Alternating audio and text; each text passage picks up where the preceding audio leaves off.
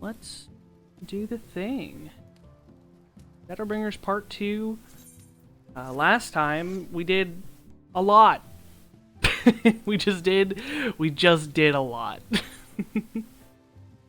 Because we did a 12-hour stream. But we ended off with our decision to take the fight to Emmett Selk, because he has stolen the Crystal Exarch away, who was planning to take all the light we took, put it into himself, and then end his own life. But instead, all of the light is still in us, and we are basically a new Light Warden. All of the night skies are gone again, because the light is so strong that it's not only turning us into a monster, but, you know, fucking over the world again. This is all our fault. So we're gonna go take the fight to him.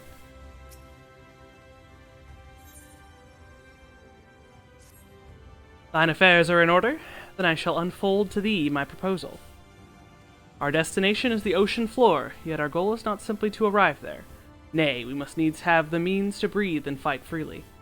Thus would I petition the aid of one of the Fae, a being with whom I have yet to meet face to face. Rather than waste words on explanation, I bid thee follow me unto the hamlet of Sullen, which lieth to the south and west.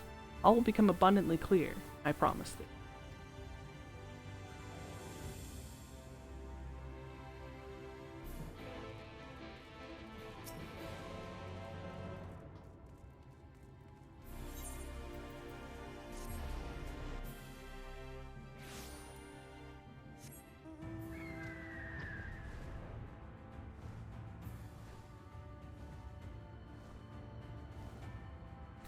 You can tell we're back in the everlasting light because it is 1:30 in the morning. Do be sunny out. Do be sunny out.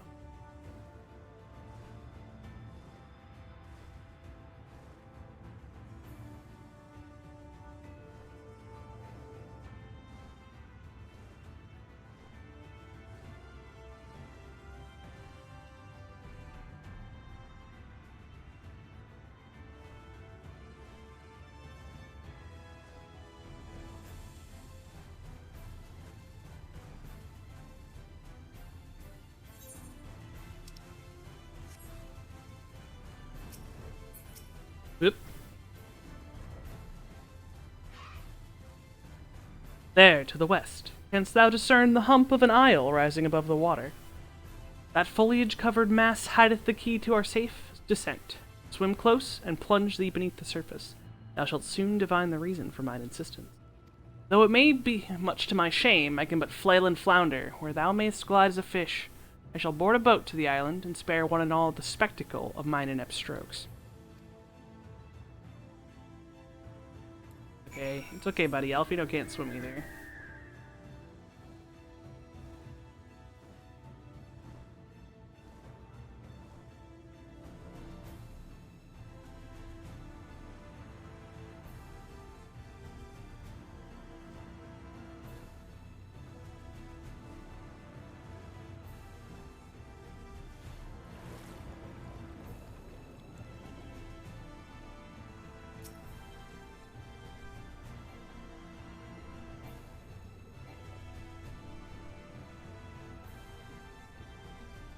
Two curved slabs of rock seem to squeeze together here, giving the impression of a giant stone eyelid.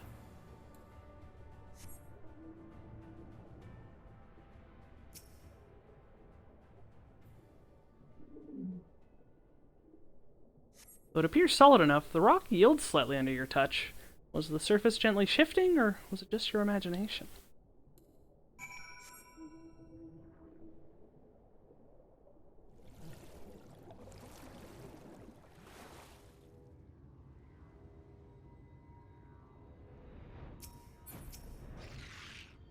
Well, what hast thou discerned? It reminds me of a certain primal. Most perceptive. According to the lore of the Pixies, we are, even now, perched upon the back of an ancient Fey entity. Its name is Bismarck. Aye, the selfsame title by which we know the great feathered whale revered by the Vanu Vanu of the Source. I would enlist its aid to bear us unto the deep, and thence banish the water with an airy sphere, alike in form to the domes which do shelter the hamlets 'neath the ruby sea. Within its compass we may move unencumbered, and defend ourselves when the hour of battle cometh, as it most surely shall. Now I must needs ask for silence whilst I make my supplication.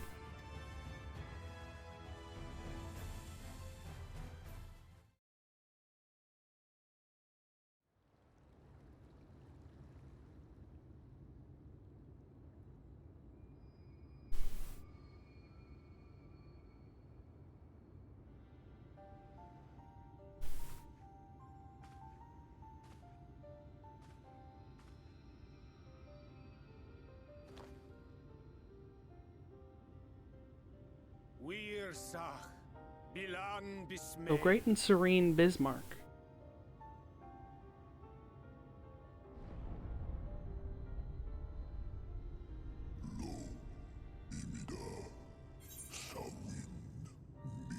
Long has it been since my name was called. Why do you wake me, little neighbor? The bottom of the western sea we go. Pray lend us your back and your breath.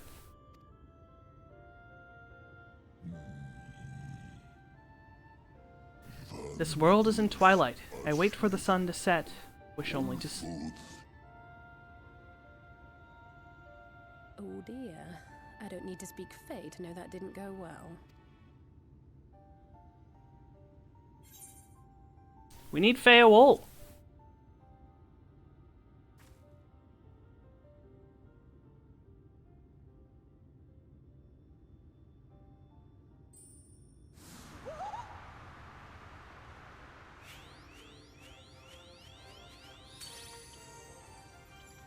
My snake yak! You've learned to call me at last! And where do you go? On a trip? A journey? I knew you wouldn't give up without a fight. Oh, my precious mortal, I shall help you in any way I can.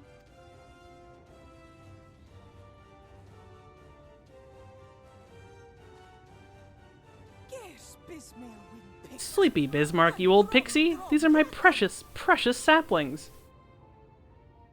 Let their wish be the king's command.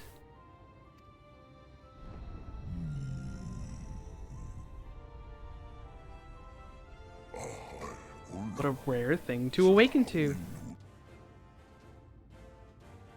My beautiful king, if it be thy wish, then so shall it be done. Be sure to scrub this one's teeth for him upon your return. He's only got manners. It will be done, Your Majesty. Our deepest thanks for your timely intervention. An agreement is reached and your departure is at hand. You wingless ones best hold on tight. May the blessings of the Fae keep you safe, Inba.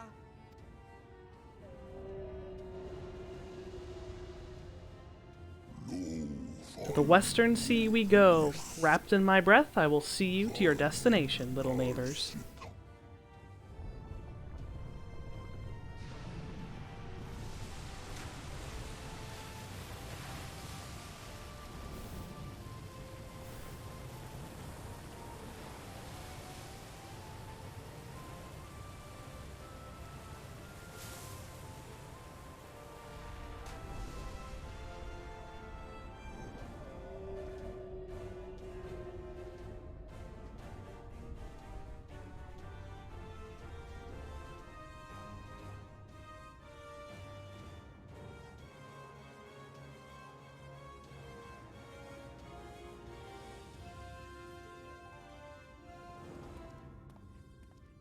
And just like that, it's all gone back to the way it was. What was you expecting? 100 years of honey and rainbows? Seeing them Yulmore types wake up and smell the ashes was miracle enough for me. Ah, the magic in the air when that ladder started moving. And when that great hulking Talos rose up. Gods. I could live 1,000 years and never behold anything so amazing.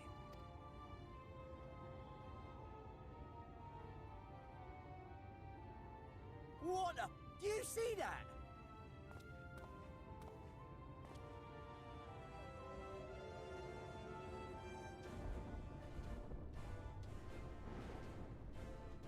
Sploosh. What a monster! Where did it even come from?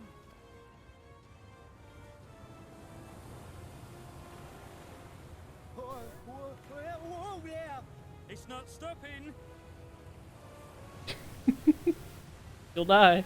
Run! Run!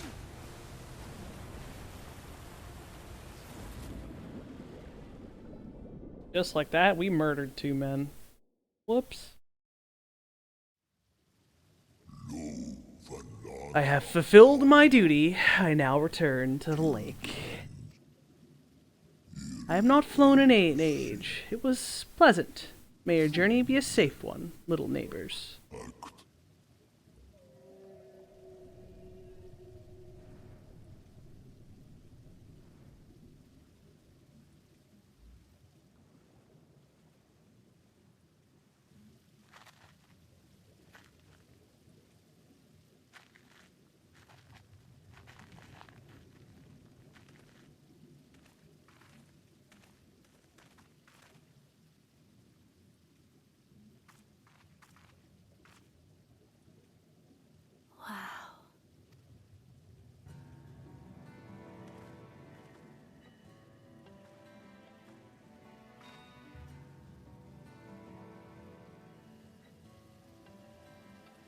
The breath of Bismarck. See how it swells to form a dome beneath the waves? The waters recede. The tempest's floor is laid bare. In defiance of the blinding sky, this place holds fast to its gloom. The last refuge of he who denies the light with every fiber of his being.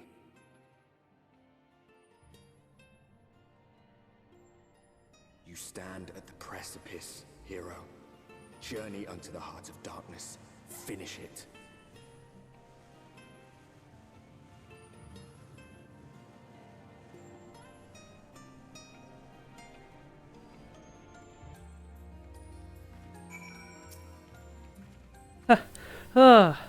Well, glad am I that Bismarck was true to his word. We are arrived in the Tempest, safe and dry. It is here that we shall find the lair of Emmett Selk, and I believe the imprisoned Exarch as well. For an Ascian alone, it is of course a trifling matter to flee into the rift. Yet I suspect such travel is nigh impossible with a mortal in one's custody. Nay, he would not soon risk his prize when the Exarch's very body serveth as the key to the Crystal Tower and its powers of temporal transportation. Thus am I all but certain that this underwater realm harboureth our friend and enemy both. We have but to find them.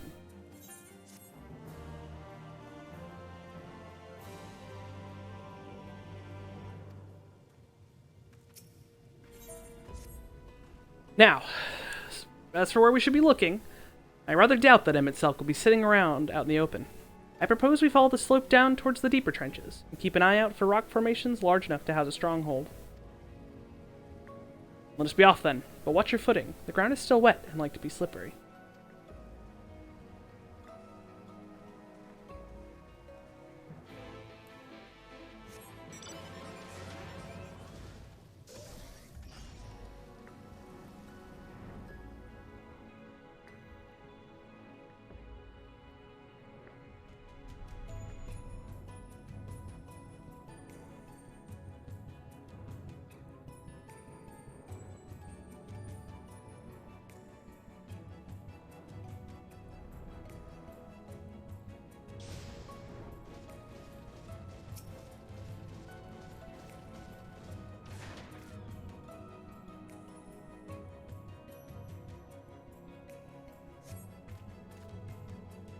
Gasp!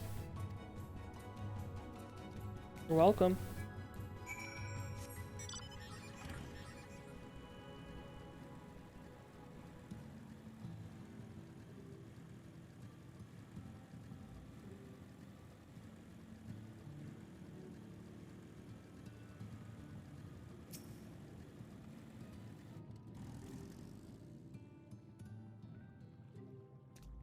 finless ones! They followed me! Why have you come? Was it you who took away our water?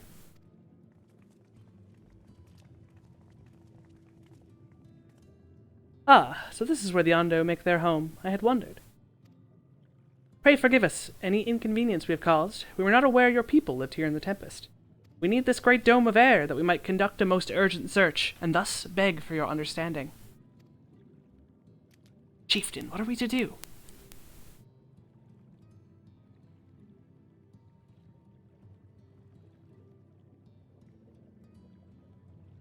Are you emissaries of the Ancient Ones? The mysteries have stirred. We have seen the illuminated land shining through the gloom of the abyss. You are the emissaries, then the chosen. I bid you welcome. If you are not, I bid you leave. I am not sure I understand. Would you be willing to elaborate? Clearly, no. It would seem not. I suggest we withdraw for the moment.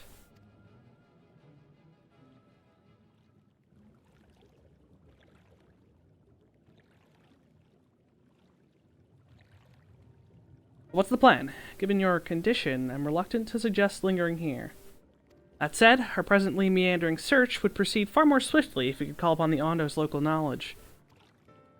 Yes, I'd like to know more about this illuminated land the chieftain spoke of. Could it be that Emmett Selk's stronghold, do you suppose? Perhaps he lit the lanterns upon his return? We cannot dismiss the possibility, but if the Ondo refused to speak with us... Ileana, do you remember my first scheme for entering Yulmore? I had planned to integrate myself by offering lucrative trading opportunities with the Ondo. The individual I dealt with was reticent in manner and curious in custom, but we were able to reach an agreement nonetheless. I believe that with the right approach, we can build a similar relationship here. What kind of approach did you have in mind? The chieftain fellow didn't leave us many options. We are to tread the swiftest course, so we must needs locate its beginning. It is plain our all-true dramatic arrival hath thrown this settlement into confusion. Were we to solve such problems as we have caused, and assure our hosts thereby that our purpose here is not inimical to them, they may yet prove amenable to reason.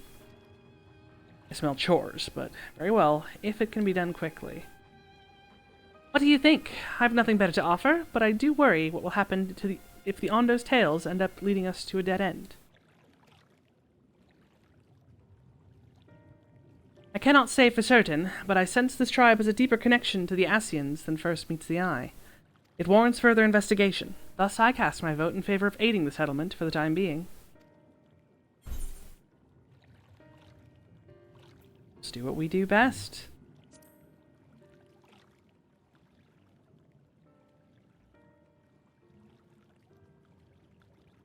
Then it is settled. Y'shtola, pray proceed with your investigations. The rest of us will see about fostering some goodwill.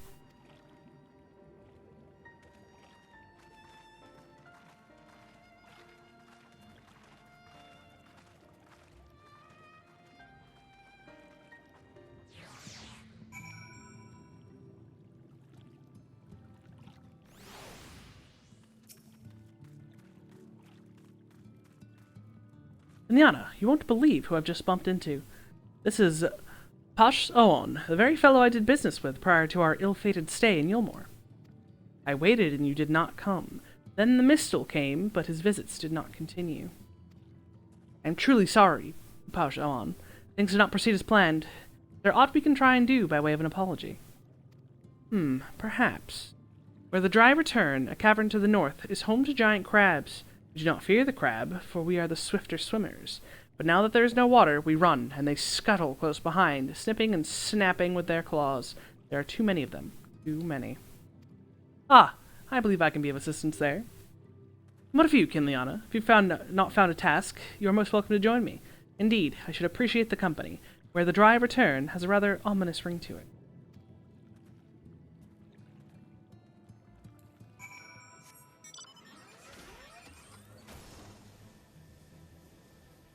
Yep.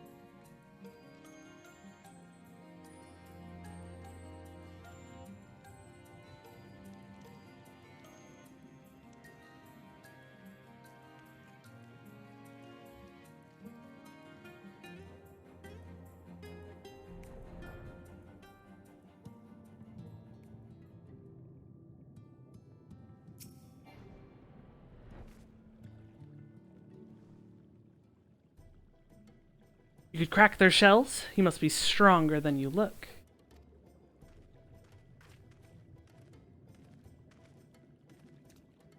I see you've reached your quota first again. I shall never be your equal in such tasks. Still, I would say we've reduced the local crab population to a far less threatening number. My thanks to both of you. You must have a reward. Nay, Pauchon. This was part of my apology to you, remember? Besides which, the lack of water is our doing, for which we must also make amends. Might I convince you to tell us something about your village instead? I would very much like to learn more of you and your people. Very well. Before the flood came, it is said that our ancestral home was found in the seas to the south. It was utterly destroyed by the light. Only those who were out hunting survived. They swam, aimless and lost, until they spied buildings here on the ocean floor. Strange buildings they were, and long had they stood under the water, yet somehow they had been spared the scars of time and current. These structures proved shelter for many people, protection from the tempest's turbulent waters and the predators which hunted within them. Their very existence seemed a miracle. The first settlers pondered their good fortune. It was clear that the race who had built such wonders had guided their course, and from this did they discern the truth. That the ancients had chosen to serve as caretakers of their eternal sanctuary until such a time as they return. Thus, if it is judged that your coming, and this great vanishing of water was by the ancients' design, you will find warm welcome here. A truly astonishing history, yet I cannot help but wonder, how will the significance or otherwise of our arrival be decided? The ancients have blessed us with protection and prosperity. If your presence serves to bring us the same, there will be no doubt in the matter. Then it would seem our earlier decision was the correct one.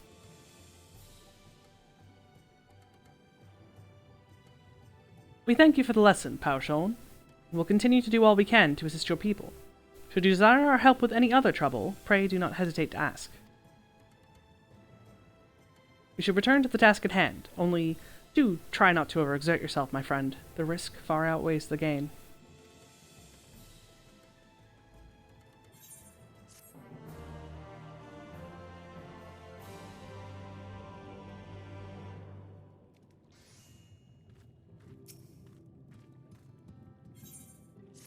Ah, Kinliana, have you learned aught of note? Fascinating, and precisely the sort of information I was hoping to hear. In fact, if you have a moment, I'd like to borrow your eyes to confirm a theory I've been working on. Come.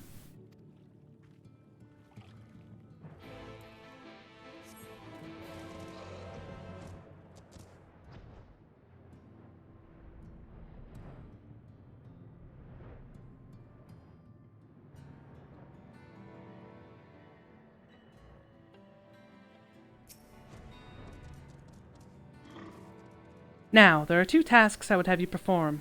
The first requires you to inspect the buildings which surround the Ondo settlement and note their most distinctive characteristics. For the second, I wish to use this knife and take scrapings from one of the remnant walls. Pray be as thorough as you can. I shall be waiting here for the results of your investigations.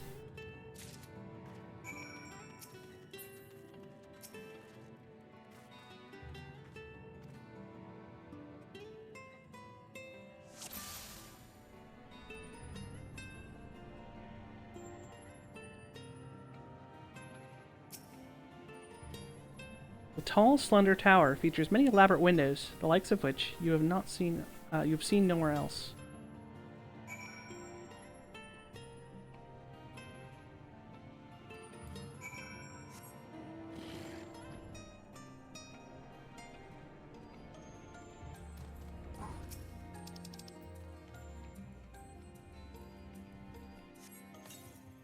You set the point of the knife against the wall, but even after applying considerable pressure, you cannot remove so much as a flake of stone.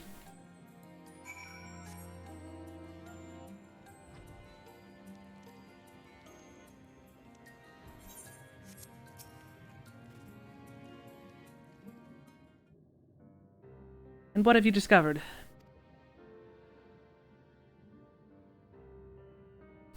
Yes, I would agree that the windows are most distinctive. It would seem the structures appear the same to both your sight and mine. And you say you could not so much as scratch the wall, even with all of your might behind the blade?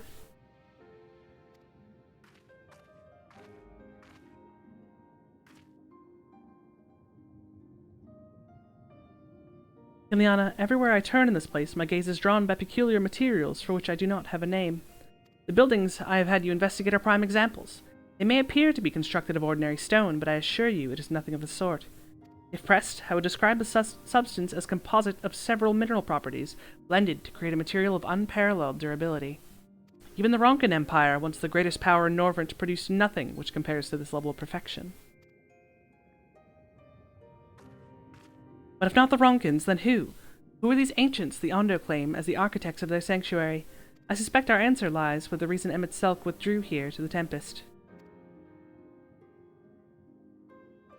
He may simply have wished to retreat somewhere where mortals would struggle to reach, but there are many such remote locations. Why here specifically?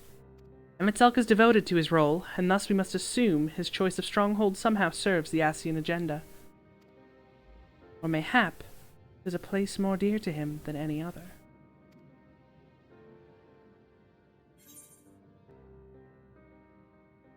Are you saying that this was built by ancient Ascians?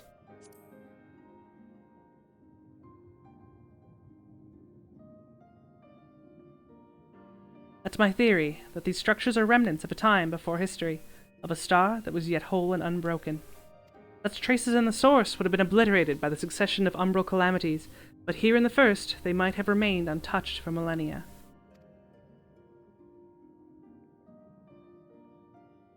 A copy of the mural from the Katana Revel.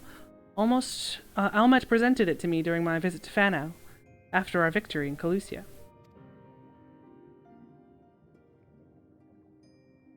Here, in the first scene, by Emmett Selk's own words, it depicts a city of eons past and the disaster which befell it. The design is much simplified, of course, but do you see the similarities between the towers and those you have just inspected?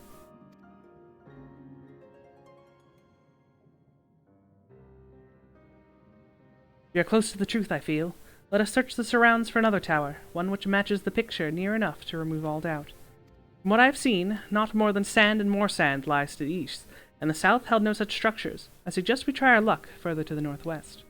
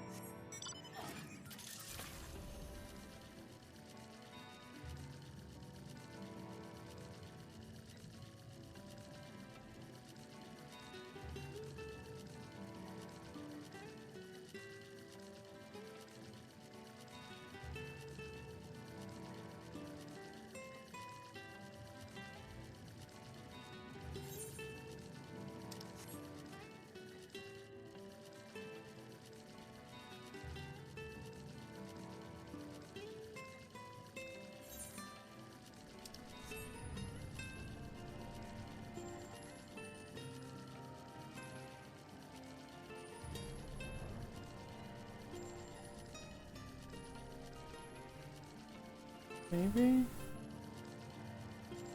I thought this was it.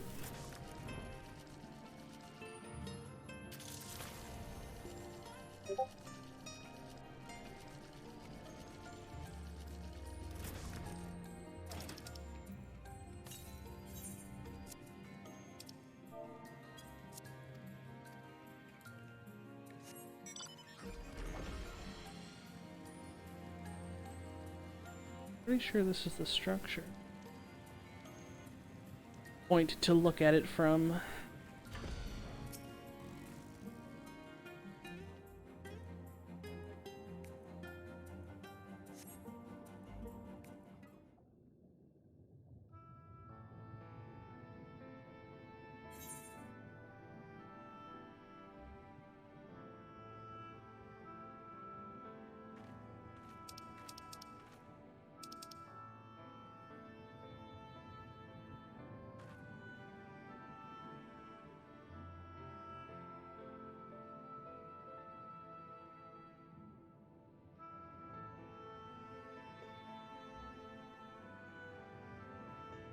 Aye, this is the mural writ large.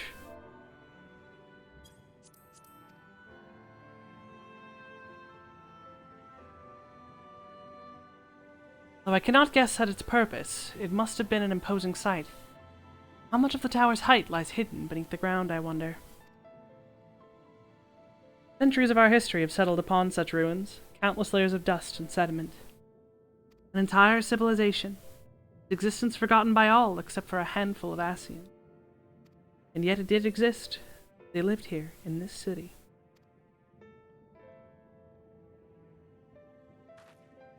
Let us focus on what we've learned thus far. The Ondo chieftain spoke of mystery stirring, of a land illuminated. Judging by his words, he believes the phenomenon related to the ancients' return.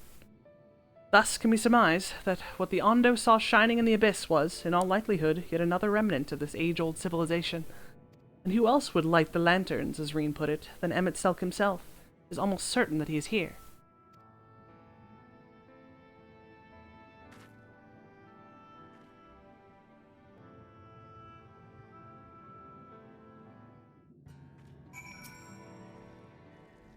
But if we are to find this stronghold in a timely manner, it seemed gaining the Ondo's trust remains our swiftest path forward.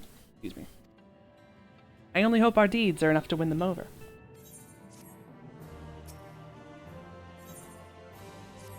Thank you for assisting me with my investigations. I shall seek out our companions and share what we have learned. Much as I would like to tell you to sit down and leave the rest to us, our condition demands that we make all reasonable haste. If you are not too weary, it may be useful to speak with Pausch Owen again, and ask if there is aught else he is willing to divulge.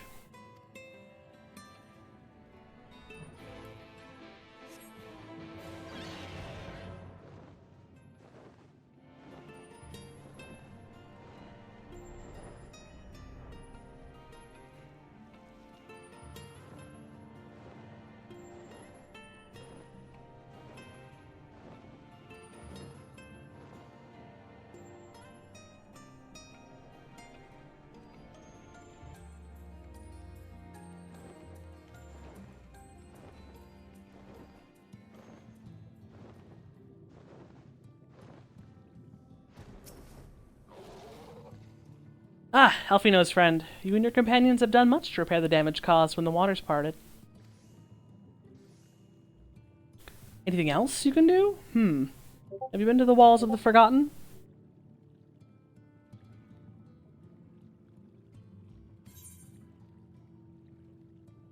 I think I've just come from them. The remnants to the northwest, yes? You visited them unbidden. Could it be your footsteps were guided there by the ancients? I believe it may be so. Listen to me and I will tell you of our plans to bring light to the walls, that we might answer the shining call of the illuminated land. We have requested a finless craftsman to shape for us a sacred lamp.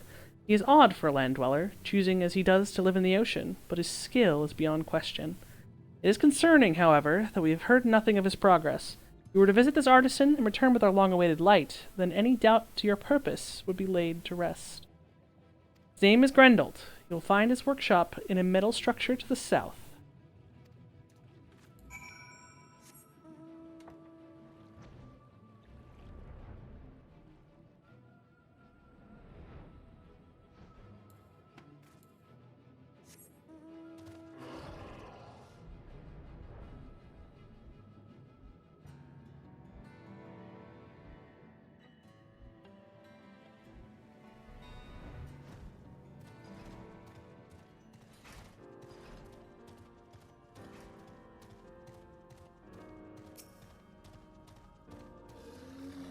Oh, that's just great.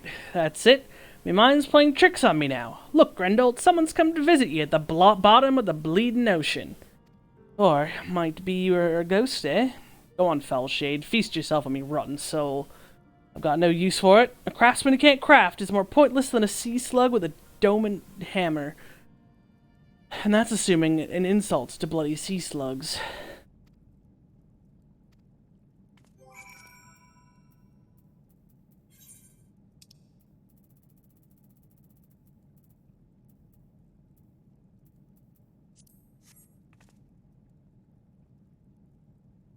Eh? You wouldn't be trying to raise me spirits now, would you, Spirit? Not that you'd expect from a servant of the Netherworld.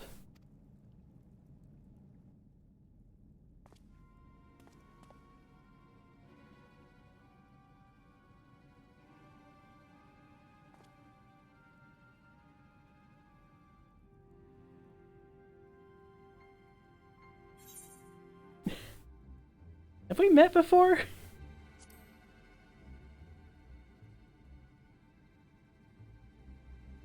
Might be as we crossed paths back in the Crystarium, but I don't reckon we've been formally introduced. Name's Grendel, and this here's meant to be me underwater sanctuary, a place where I can give myself over to me work, far from the distractions of the outside world. And yet here you stand.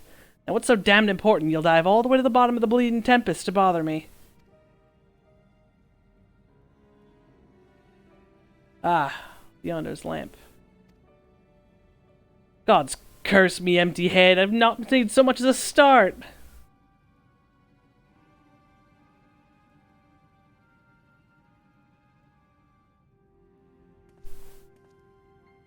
I'm worth less than a sea slug.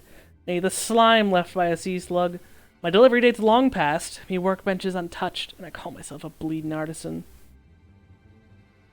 You've heard their beliefs, have you? Bringing light to them ruins will be an act of deep religious and cultural significance. It was my privilege as a craftsman to be tasked with providing a ritual instrument worthy of the occasion, but I just can't bloody well. Gah! My mind's a bleeding blank. It's like I've... Why did that just auto-skip? Like I've pissed away my last drop of inspiration. Let me got Summit to show me. Summit is'll give me a muse. Give me muse a right good kick up the arse. To mute, my friend. I don't care about you playing Genshin Impact right now.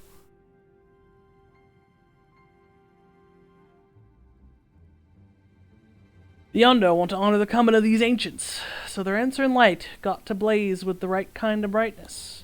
Like the spark of life caught in a crystal. But just being sparkly's not enough. Gotta dance with joy and sorrow and a sense of hardship endured, you know what I mean? Your thoughts turn to the warriors of light from the first, and the crystals you discovered at the end of their journeys. Maybe Grendel would find them inspiring.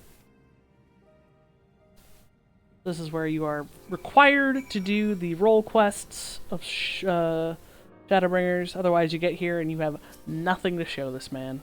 But I've done them all. Let the Yondo down, aye. But more than that, I'll let myself down. Might as well go back to mending kettles.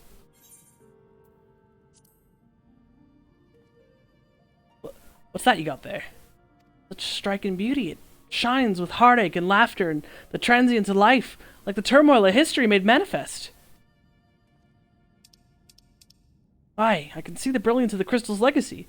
Ah, you'd never capture such a gleam, not if you labored in 100 years. But bugger me if I don't mean to try. Where are me tools, gods damn me? I must set to work before the feeling fades.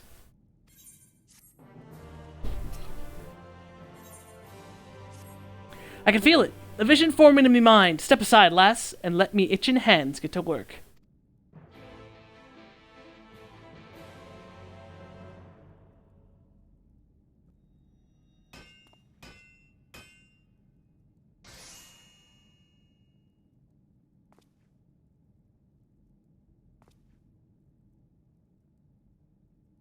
And done! I've taken the wonders that Crystal showed me and channeled them into a new shape, what benefits the Yondo's spiritual character.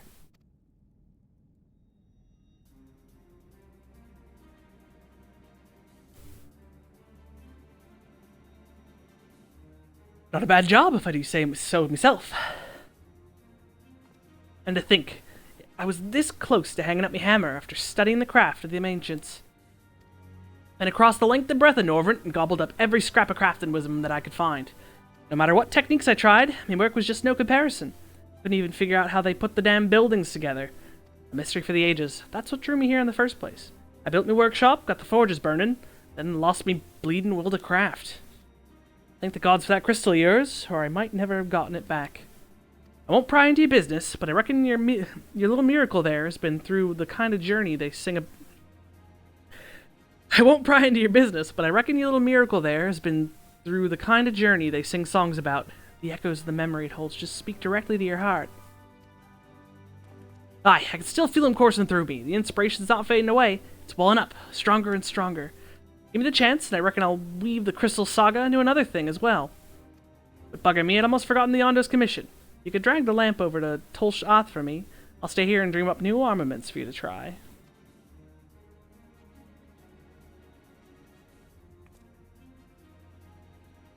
Now I have access to Grendeld's Forge. Equipment rewards will become available for collection based on the role quests you've completed.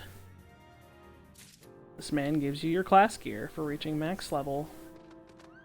But that was back when it was 80. So, nothing I currently need.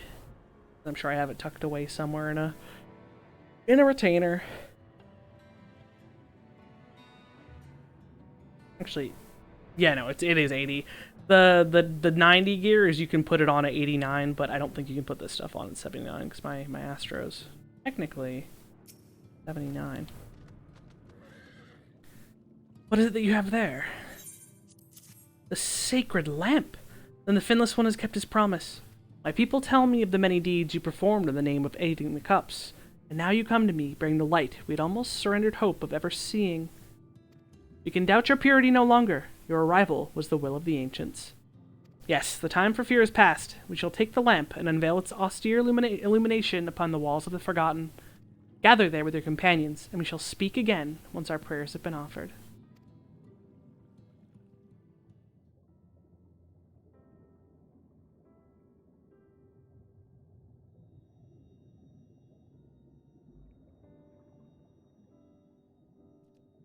O stewards of the Ondo, we offer up our light in answer.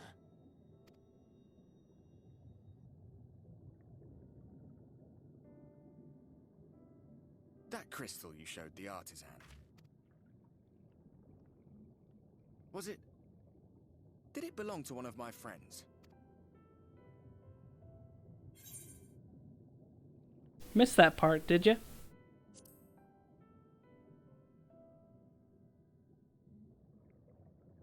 I tried to give you a measure of privacy. No one wants a spirit looking over their shoulder every moment of the day. So tell me, if you would, how did you come across that crystal?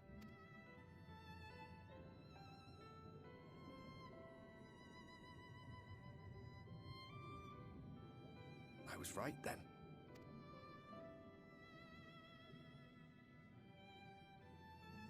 Strange that I should learn such things now, after they're long gone. They were fine friends, every one of them. I didn't expect death to teach me so much. About them, about Seto, about you, about the hope that hides at the heart of this world. I've never been one for idle chit-chat, but if by some miracle I could see them all again, I doubt I would ever stop talking. I'm grateful I got to bend your ear at least. And just for that, I reckon I'll stick with you. To the very end.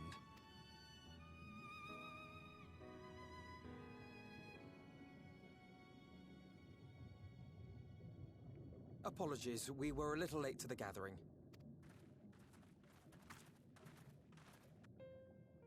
It seems we succeeded in gaining their trust. The delay wasn't exactly welcome, but at least our many hands made light work. And they seemed especially impressed with your contribution. Our hero indeed.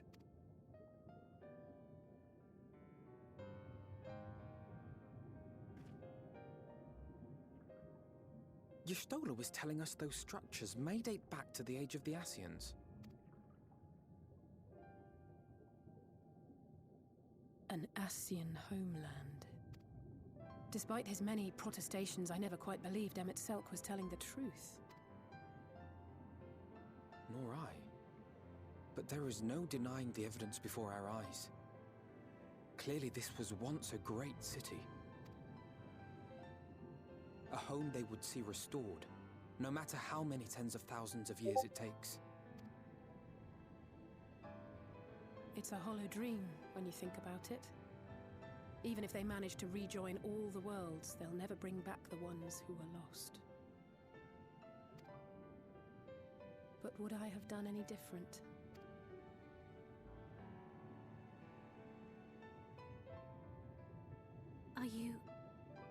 How are you feeling?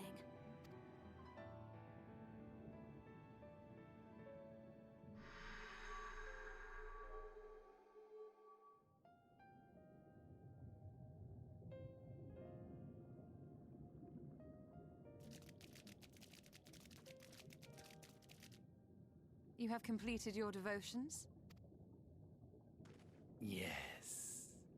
To the honored ancients have we offered up our prayers and our gratitude. You too have our thanks. Might we trouble thee then to tell us more of the illuminated land of which thou didst lately speak?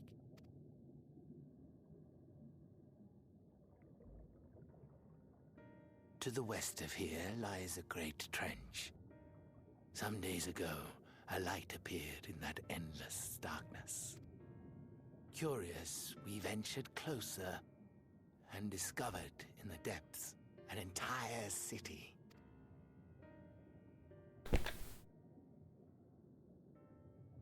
The buildings we spied were akin to our own everlasting abodes, impossibly so. We understood at once the ancients had risen. There could be no doubt. Taken with terror, we retreated to the cups, and I decreed that none should enter the trench until such time as we received a sign.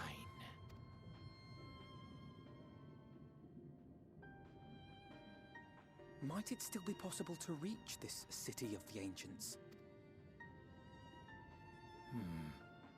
With no water to drown you, a finless one could now travel there. Yes. I am convinced you are the sign for which we have been waiting. My people will show you the way.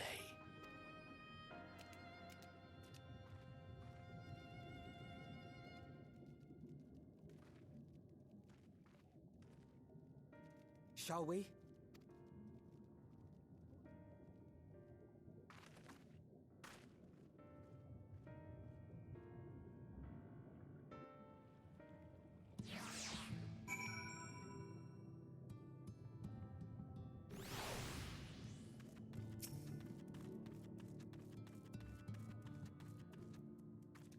The chieftain has bid me guide your steps to the illuminated land.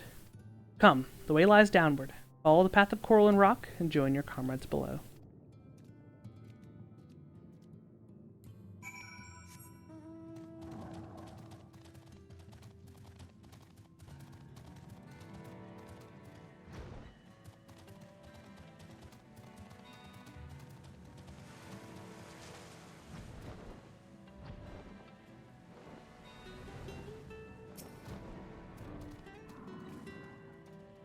All are gathered, yes? Then I shall describe the path you must take. Enter the cavern beyond and follow the wall down, and down, and down. Once at the bottom, find a passage to the northwest, and continue west and west. The way is not simple. Keep your friends within shouting distance, and do not stray into the deep. Just before the journey's end, you will find the Caliban Gap, and the barrier we placed at its mouth. The obstacle will fade should you raise a hand toward it. We have made it so. A most succinct explanation. We thank you for your guidance. Right. Deeper into the depths we go.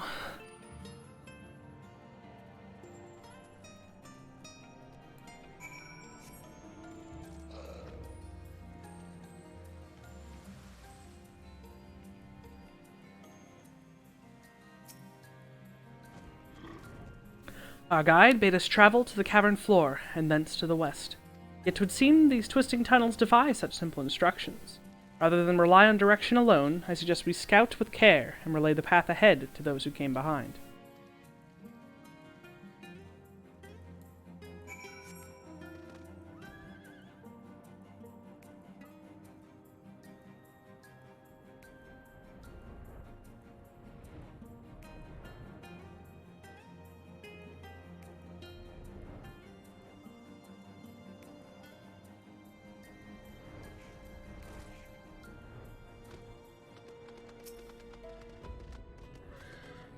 Ah, Kenliana, you have a choice of two routes from here. You can either take the long way to the south along the rocks, or skip along this coral branch as Alize has done. I, for one, shall be following my sister's example.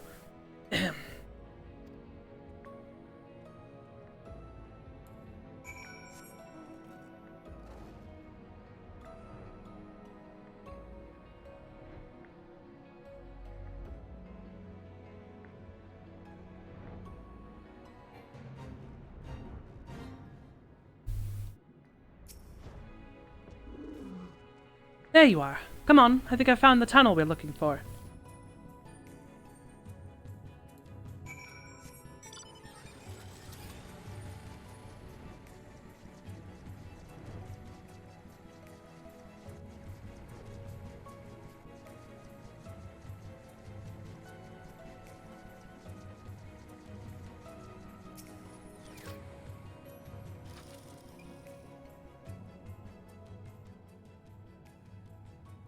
Here, this must be the barrier the Ondo spoke of. Well, that was rather more arduous than expected. I feel a sudden rush of gratitude for the smooth roads our ancestors cut through the wilderness. It was a treacherous path indeed. Now, I believe one of us needs but raise a hand to banish this next obstacle. Ileana, I elect you to do the honors.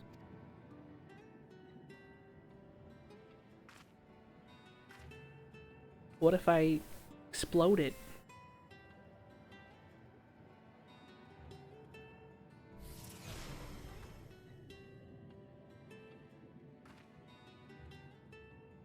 On, just like that. I suppose we should head in.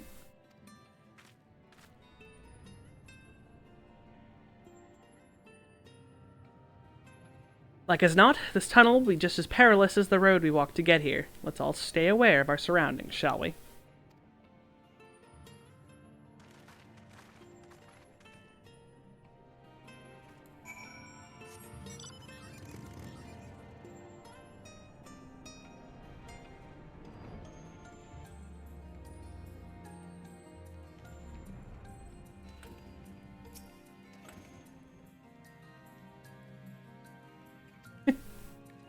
And I could jump down. Not gonna, but I could. No heroic jumps over the edge. I don't think my heart could take it. What's that? Tell you? Oh, it won't let me! Fucking rude.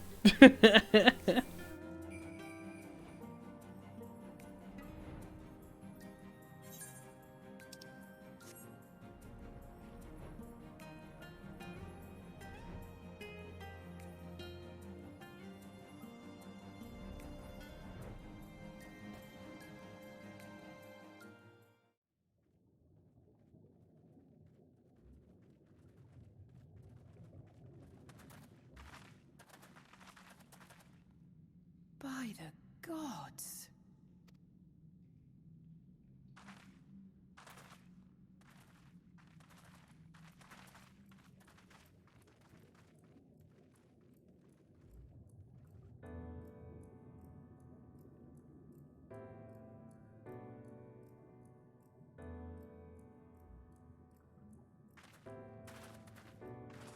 When the Ondo spoke of a city, I did not think they meant an actual city.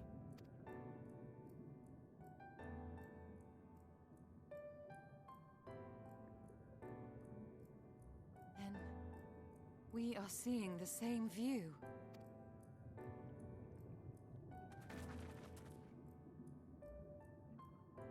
The remnants in the Ondo settlement were solid, material structures. But these... everything here pulses with ether. 'Tis an enchantment on a monumental scale.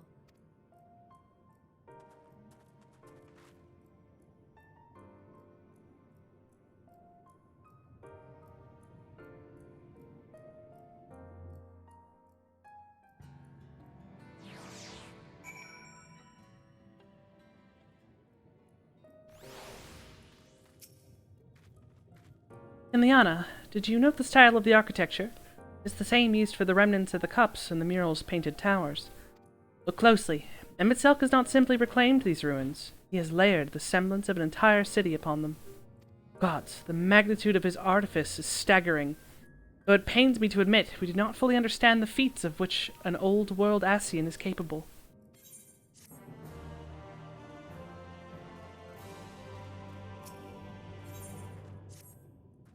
Intimidating, yes, but we have to start somewhere. Why don't we have a closer look at that tower to the southeast? We might be able to reach it from the edge of the trench.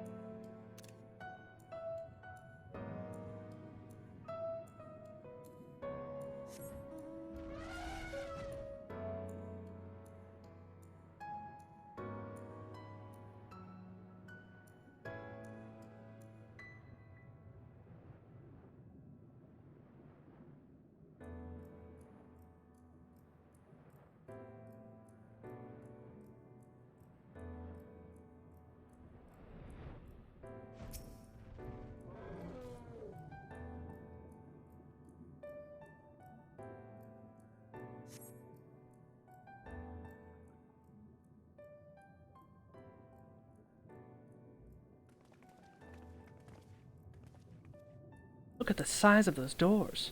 Now I know how pixies must feel. Ileana Ironhide recognized. Welcome to the city of Amarot. Will you be riding the lift? What? Did the building just welcome you?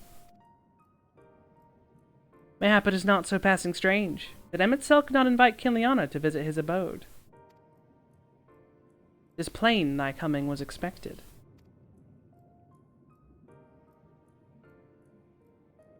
And where will this lift be taking us? This lift services every level of Akura Heights, but is presently configured to convey passengers directly to the ground floor. Well, there you have it. In the absence of some few hundred yalms of rope, we have little choice but to accept the offer. With emphasis on we, I'm not about to let you walk into that place alone.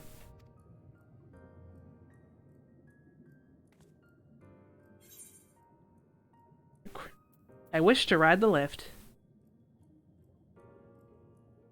As you wish, the lift will arrive shortly.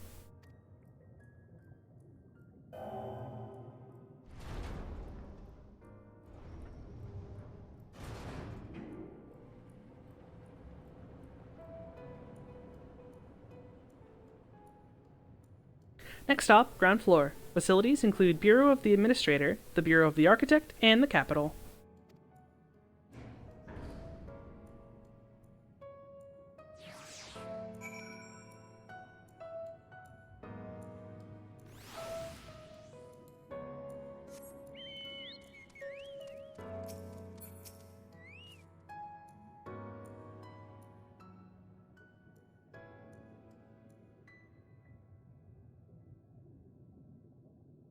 It's only at this distance that you start to realize just how big the buildings truly are. What did that voice call this city? Amarot? Look, over there.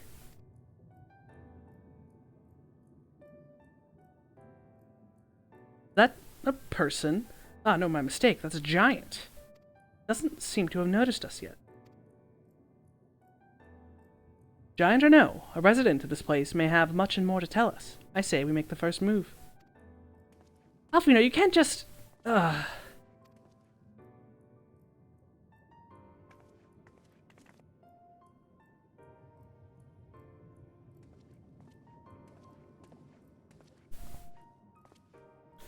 excuse my boldness, but might I ask you a few questions?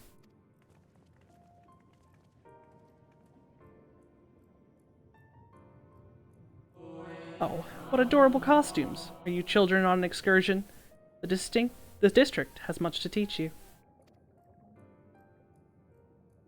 How odd! That sounded like no language I've ever heard, and yet I understood every word. Just as he understood us. Ahem. And which district is this exactly? You must be lost. Poor things. You stand in the Polylurite district, wherein lie the institutions most vital to the management of our star.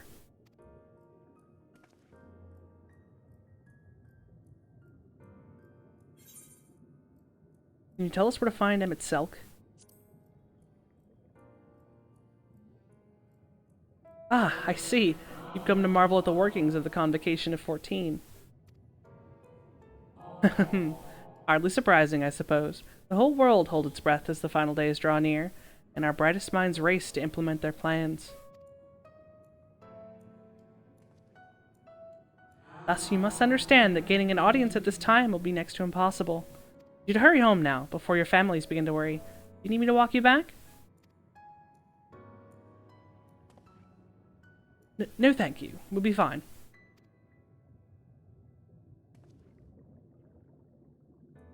Very well. Take care, little ones.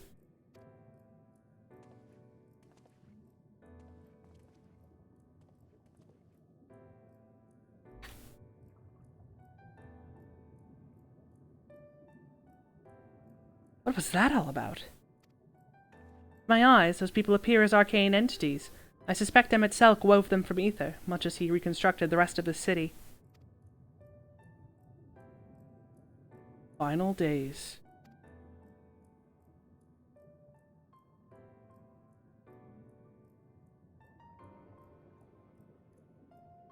Such words well befit the oblivion described to us by our Asian foe.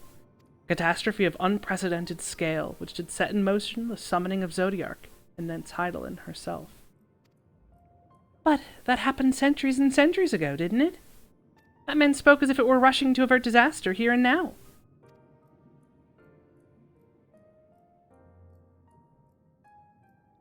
Unless, for these people, the distant past is the here and now. I believe thou hast the right of it, Master Alfino. This ethereal Amarot and its residents appear to be phantoms of a different age. Emetzelk hath reconstructed a memory, a moment in time before the star was sundered.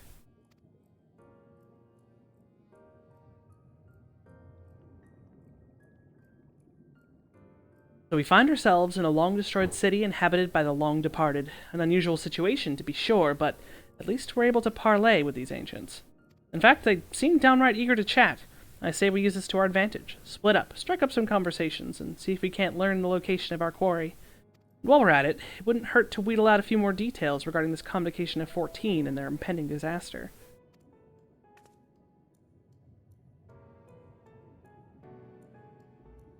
To mingling, then. Let's meet back here with when our jaws start aching.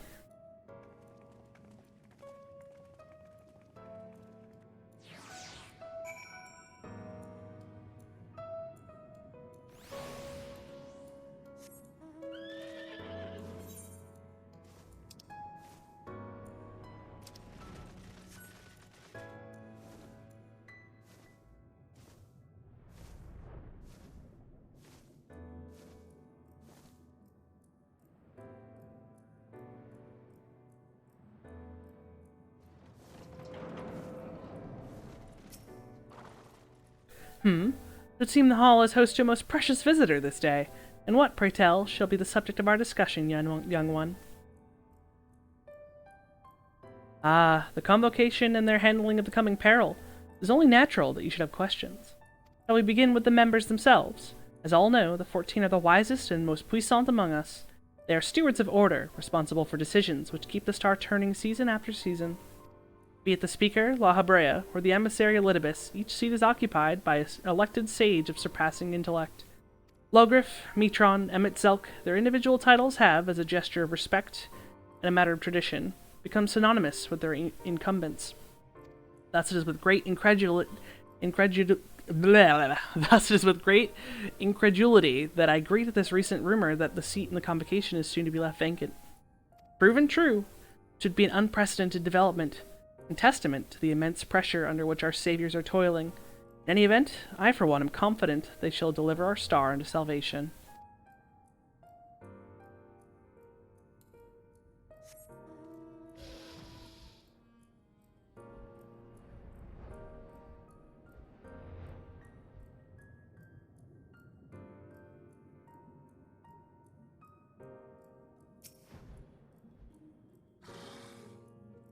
Good gracious, child, where's your family? You should not be alone at a time like this. Run along home, quickly now.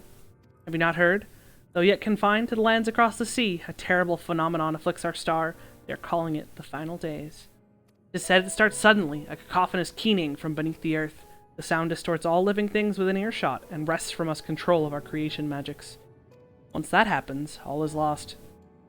Fear, pain, despair, every dread impulse is siphoned from our minds and given substance. An eternal fall of fiery rain, an incessant spawning of nightmarish beasts. None can point to the source of the phenomenon.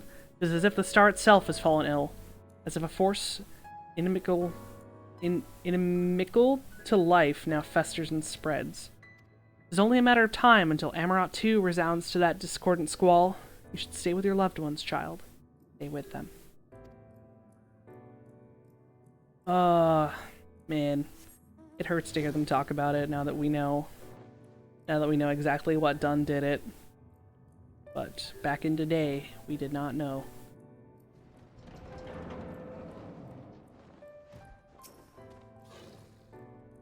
An audience of Emetzelk. I'm afraid you have the wrong office, little one. And besides, he'll be far too busy to field questions of curious children. Surely you've been told of the looming catastrophe. Every resource available to the convocation must be spent upon ensuring our world survives. They have yet to make an official announcement, but it's said the 14 are moving forward with a plan of scarce credible proportions. one which promises to grant will to the very star itself. They will invoke our mightiest spells of creation to birth an entity of all-encompassing magnificence, and then they will rewrite the laws of existence. It is a huge undertaking, and it must be completed ere the corruption spreads this far. Thus I say to you again, do not hold out hope for an audience.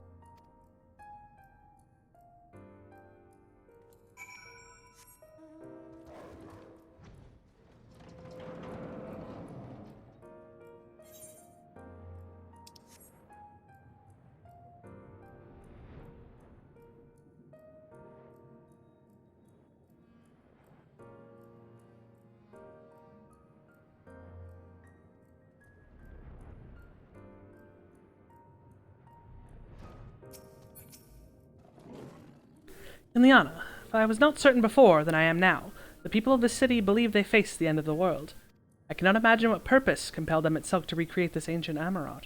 And yet, I fancy I hear his words to us echoing through this ocean trench. He would have his story known.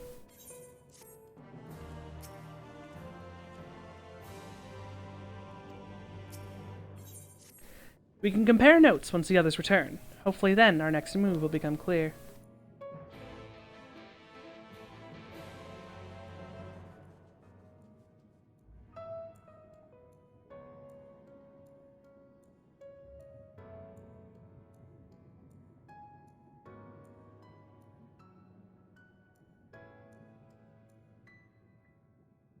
It would seem our conversations were much alike. A looming disaster, creation magics running rampant, and this convocation's efforts to bring salvation out of chaos. I suppose there was talk of little else in the time where these events came to pass. Ah, Urianger, if I may, what are your thoughts on the ancients' art of creation? A fascinating discipline indeed. Aught the mind can conceive may be rendered into reality. All that is required is a clear concept upon which to focus one's will. 'Tis not dissimilar to the primal rites taught by the Asians, wherein ritual ceremony breatheth life into figments of myth and legend. I see we arrived at the same conclusion, then. The people who lived in the age before the Sundering were blessed with vast reserves of mana. No matter how draining these creation magics must be, it seems they paid the cost with not more than a fraction of the ether which coursed through their own bodies. If we were to attempt the same, such spells would soon deplete our energies, and then seek to draw the balance from elsewhere, from a hoard of crystals, mayhap, or from the very land itself. Thus, when this art of creation was placed into our hands, it became, in effect, a means of destruction. An interesting matter, which could no doubt bears further study, but despite all these revelations, I worry we are no closer to finding Emmett Selk. Has anyone learned aught which might lead us to his location? Not directly, mayhap, but from what we've learned, it seems the Convocation of 14 is sequestered in the nearby Capitol building. When we went to see for ourselves, the attendant wouldn't let us through without a writ of permission. So we tried our luck at the Bureau of an Administrator, where we thought these permissions might be issued, but the clerk there said he couldn't help since our names didn't appear in the registry. And that was where we gave up. I wonder, though, Kinliana, would you be eligible for one of these writs? The voice in the lift seemed to know who you were. It might be that your name is registered at the Bureau as well. Worth a look, I'd say. Meanwhile, I'll head back to the capital and search for a less official point of entry, just in case. Pray allow me to accompany thee on thy reconnaissance. An arcane perspective may prove needful.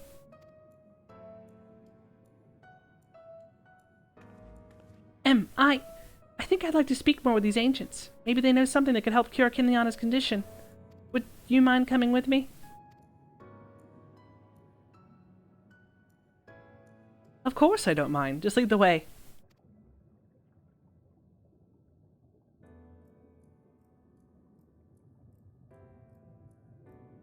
Then Y'shtola and I will busy ourselves with further exploration.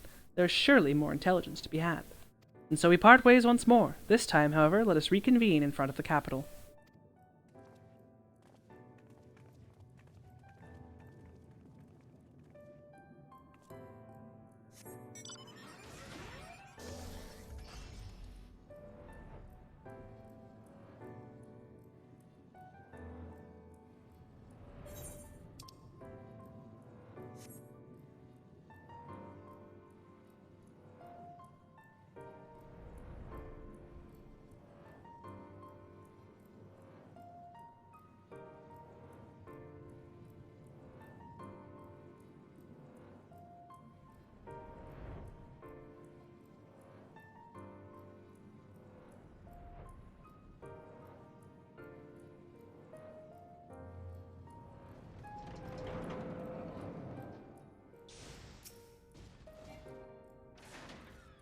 A visitor's writ?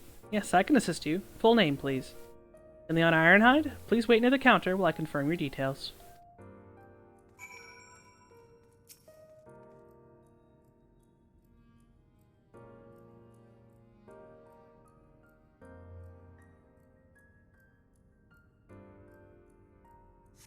Leon Ironhide, your application is ready for collection. As your residency was approved by Emmett Selk himself, further forms of identification will not be required. Here are your application documents. Submit them at the Bureau of the Secretariat, and the clerk will issue you with your visitor's writ for the capital.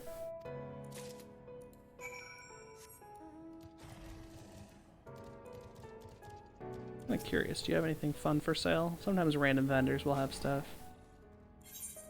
No. Oh, need like a billion more. So, might as well schnab it. Nope, that's not.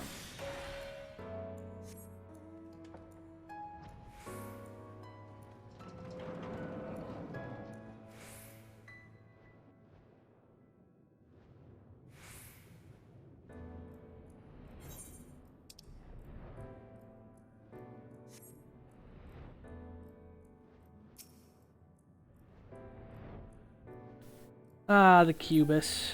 I have farmed many a Cubus flesh location.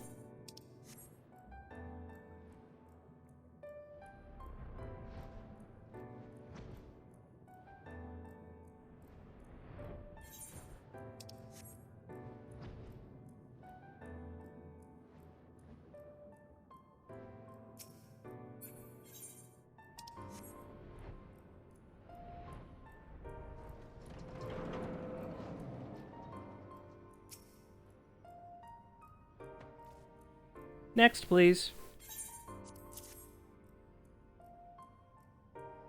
Visiting the capital, are we? Please take a seat. Your name will be called once your application's been processed.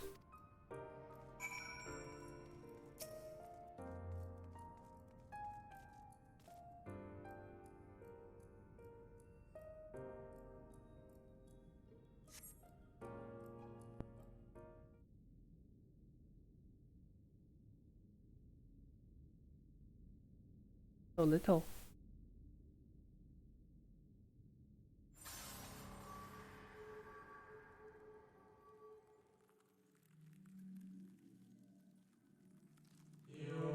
May I?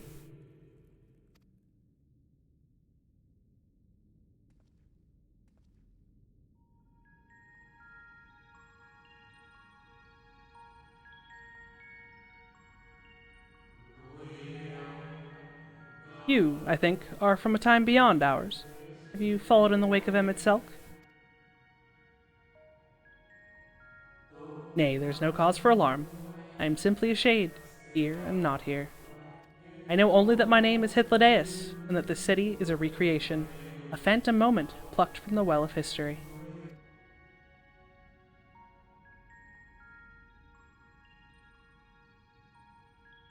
The others seem unaware of their pale existence, but I wonder if Emmett Selk's mind was distracted when it came to my reconstruction. A stray thought would have been enough. Hythlodaeus will realize the truth, for example. We were close friends once, you see.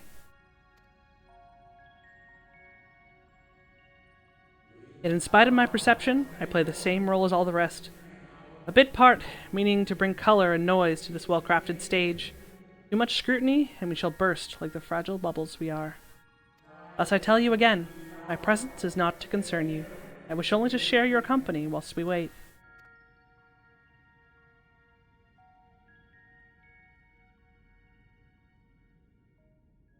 If you've come this far, then you know of the catastrophe which awaits us on our morrow.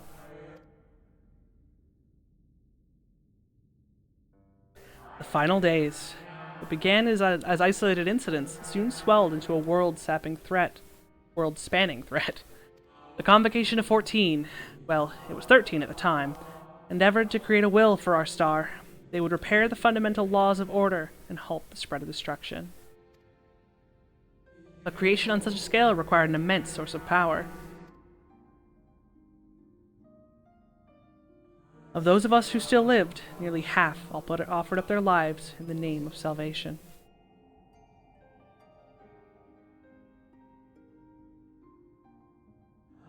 And from their sacrifice, Zodiac was born. Just as we had hoped, he reached forth and halted the march of oblivion. Yet, oh, how the star had suffered. So many species lost. The land was blighted, the waters poisoned, and even the wind had ceased to blow.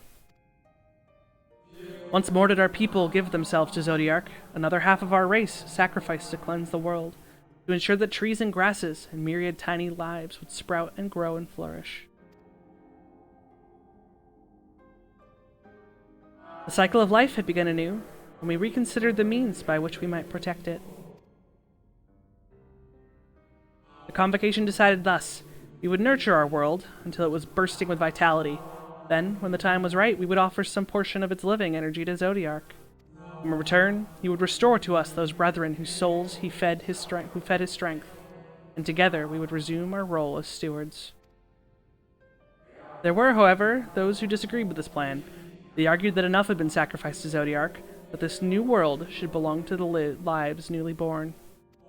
These dissidents surrendered their life energies in creation of Hydaelyn, an incarnation of their opposing belief. And for the first time in history, our people stood divided. Know you, then, how this conflict ended?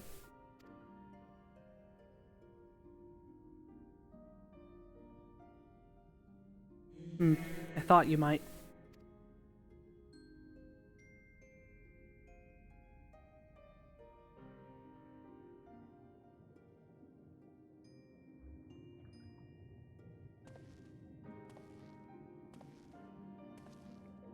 Emet-Selch has ever been a champion for the will of Zodiac.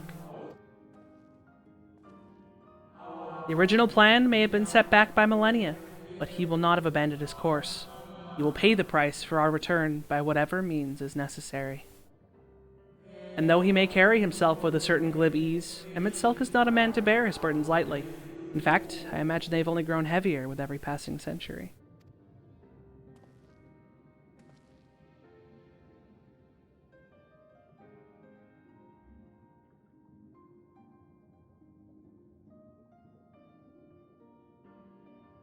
It is truly a terrible weight he's chosen to carry.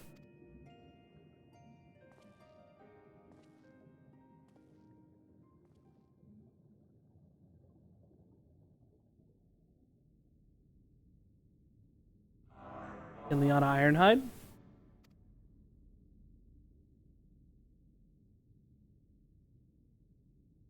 Seems your turn has come. Pray, do not let me keep you.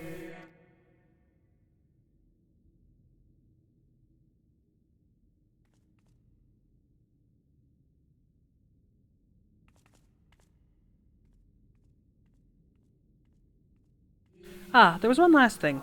You walk with another at your side, yes?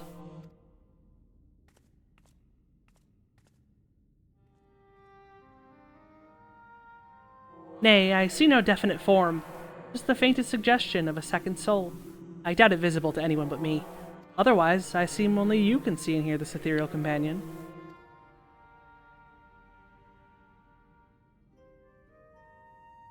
Your connection is hardly a coincidence. In our time, the two of you are one. The color of your souls tells the tale. A hue that distinctive cannot be mistaken, no matter how thin the soul is spread. Ha! This is just the kind of fate I might expect for one such as she. Surely Emet-Selch has recognized the hint of her in you. Ileana Ironhide? Fare you well, my new old friend. May you find what it is you seek.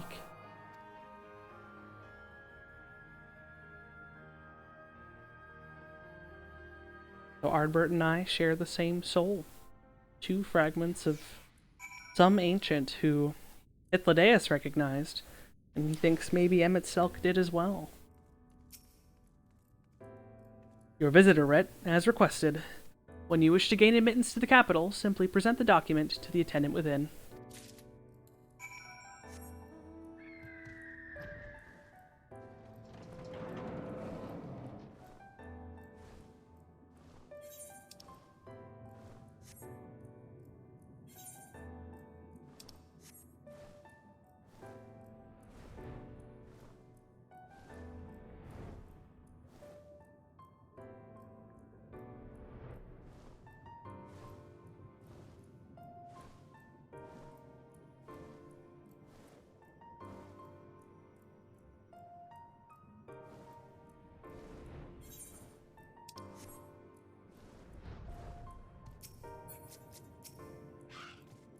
Finally, you were gone so long I was on the verge of mounting a rescue party. How fared you in your bureaucratic ventures?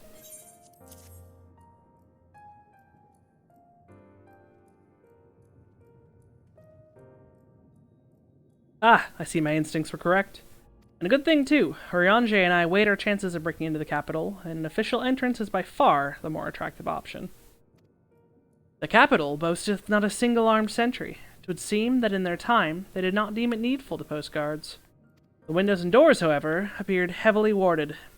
Though mightily did we strive, with strength mundane and magical, we failed to budge them even a fraction of 1 ilm. Mayhap 'twas simply the case that Emmett Selk's recreation did not extend to their usual function.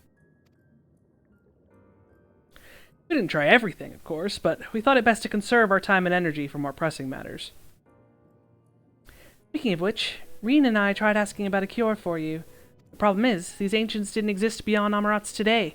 They will happily tell their own tales, but whenever we attempted to explain our situation, the conversation quickly became muddled.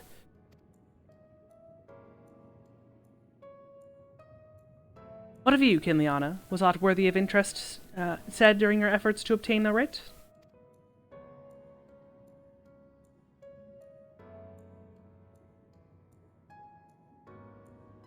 A great sacrifice of life in exchange for their brethren's resurrection. And you say all the Ascians' scheming has been leading to this? All this time, but they still mean to enact this plan, then things won't end with the rejoining. Aye, I thought we knew their intentions in full, restore the world to its former glory, and, in turn, empower Zodiark to reclaim his throne as the will of the star. Yet that was merely a step along the way. I hesitate to put into words, but we have to assume that following the rejoining, the Ascians mean to draw the lives of the Source to make their sacrifice to Zodiark. That does seem the most likely scenario. Mayhap those who ally with the Ascians would be spared this fate. But what value is there in surviving when all our history, all our struggles will be erased? I cannot conscience such an act. Of course not. And that's to say naught of what Emmett Selk plans for the Exarch's power. Do we stand by and let him threaten our future as well as our past?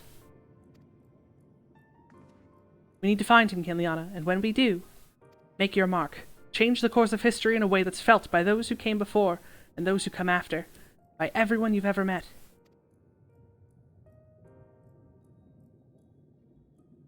Change things so that even my other self, dying somewhere in that future calamity, will smile and say, I knew you would win.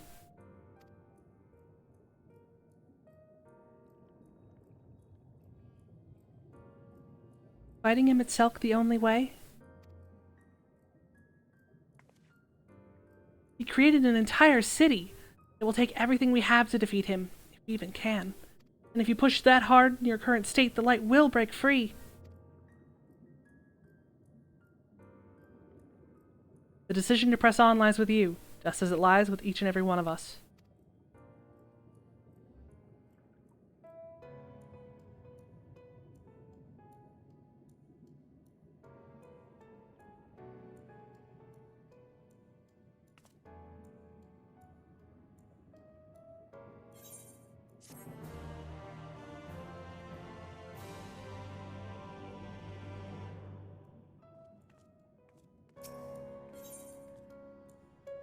Level 80 quest, Shadowbringers.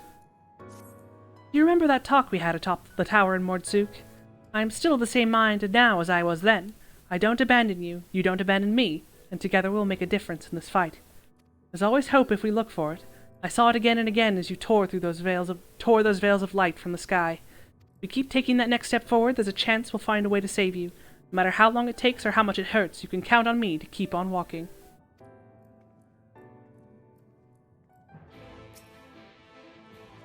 All three spoke of the disaster we would bring upon our own heads. Ceaseless conflict. Imagine how he would sneer to see what's become of the first, not to mention your perilous predicament. And yet who can deny the fire your deeds have ignited in the people's hearts? You achieved what my logic and ideals never could, uniting disparate peoples under the banner of hope and common purpose. Without you, that giant Talos would never have raised its head. I have borne witness to many such miracles at your side, and would do so again. This is but another obstacle in the road. So come, let us travel it. Drag me through wonder and danger, as you are wont to do, and I shall endeavor not to slow you down.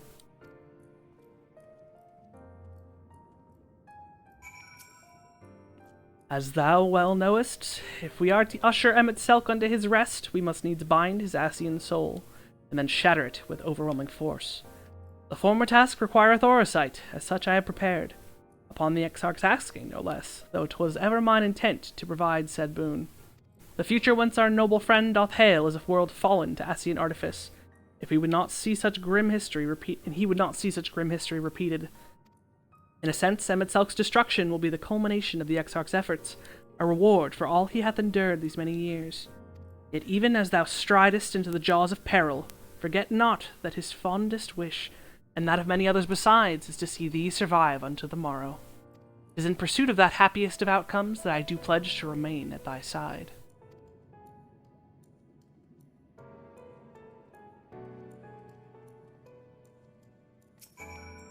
Our time in the First has been an ever-ending succession of trials, as arduous as our path in the Source ever was. Yet through all of our journeys together, through that deep and foreboding wood, you have helped me stay true to my convictions. Thus would I return the favor. Do as your heart decrees without hesitation or regret, and that is all I will say on the matter.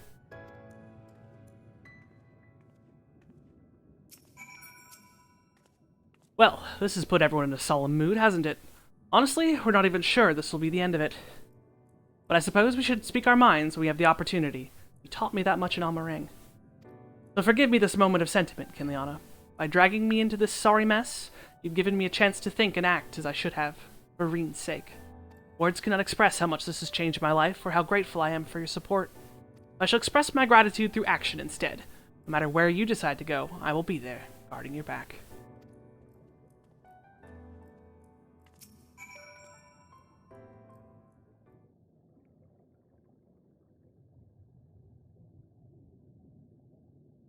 When Minfilia entrusted me with her power, she warned me that no matter how strong you become, you can still fall victim to despair.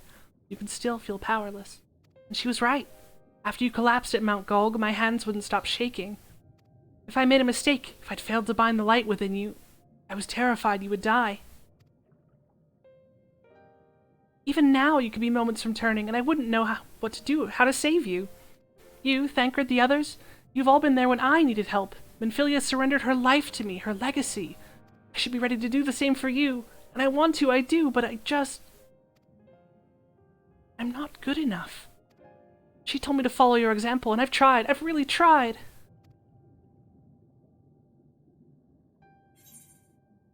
Then you shouldn't hang your head.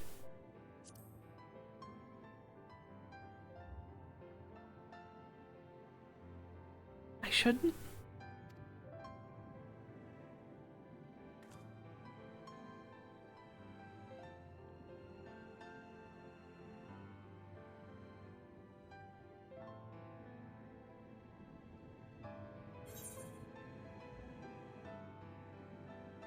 It can be cruel, but a smile better suits a hero.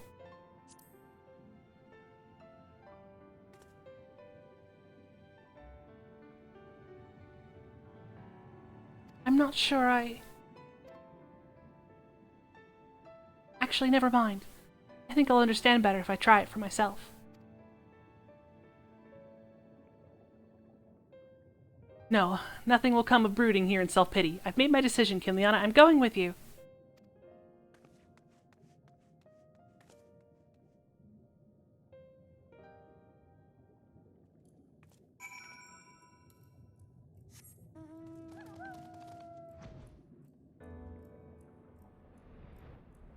Now that we've had all those declarations of friendship, I'm going to use the restroom quickly before we get into the end of the main shebang, the beginning of the end.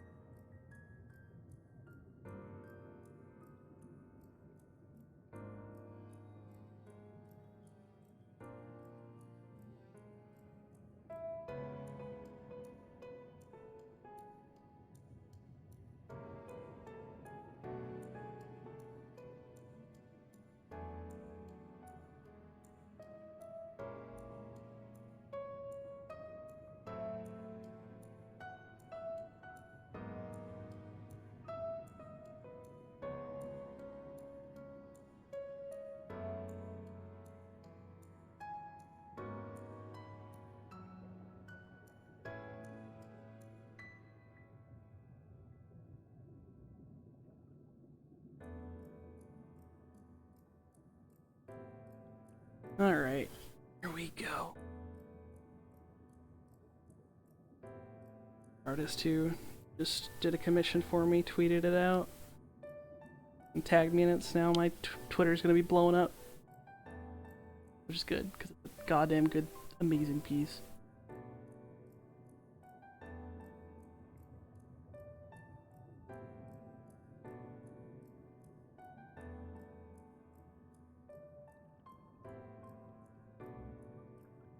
Alright, let's get in there.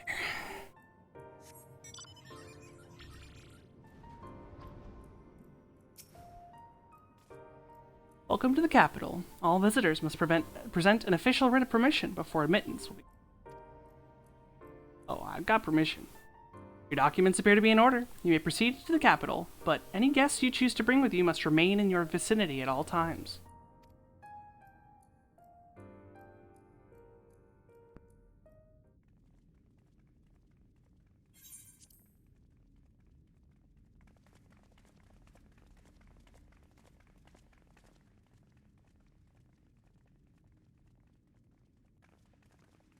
This really is unacceptable. I gave you very specific instructions. Emmet Sulk.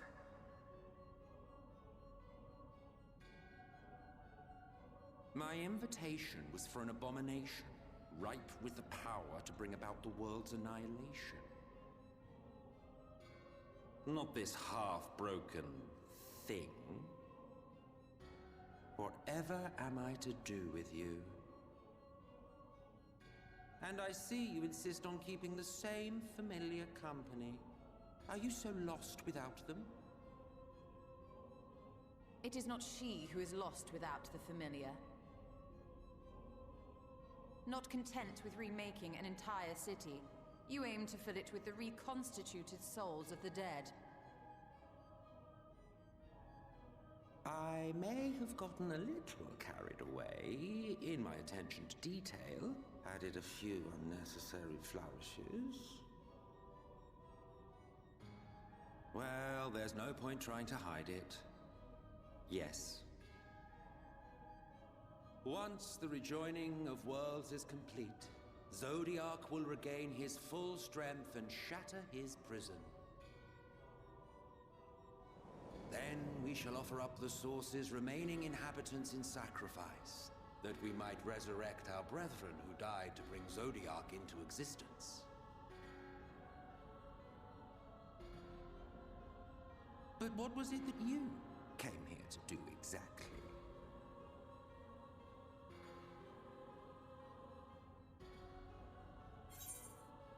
Came here to stop you.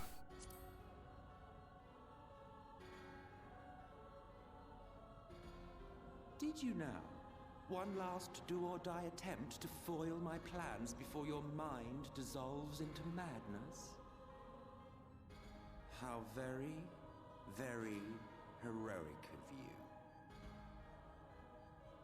you. In every single age, there is always someone who wants to stand up to the evil Ascians. Always the same arrogance, the same insistence that the world belongs to them, as if theirs were the only rightful claim, theirs the only existence worthy of preservation.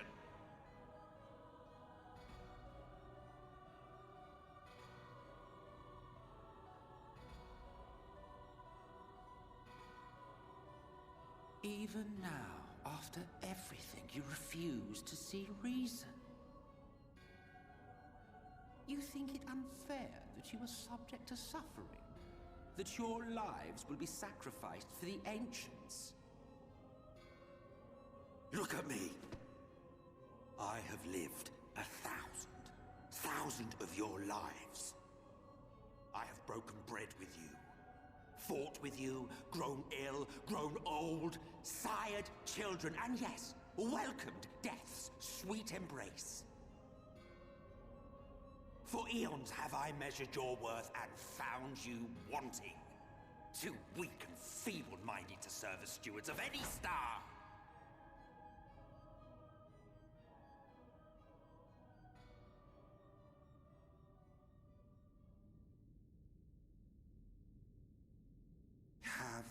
recent spats with Vorthri and his sin eaters taught you nothing? Have you not learned that your ignorance and frailty beget only endless misery?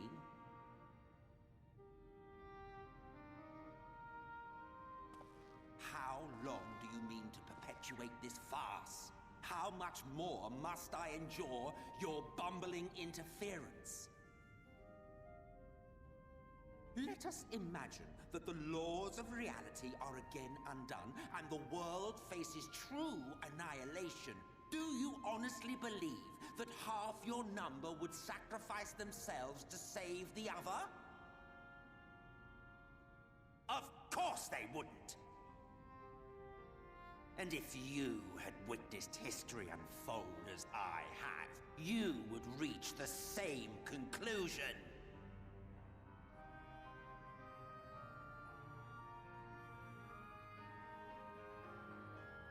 You cannot be entrusted with our legacy. I will bring back our brethren, our friends, our loved ones. The world belongs to us, and us alone.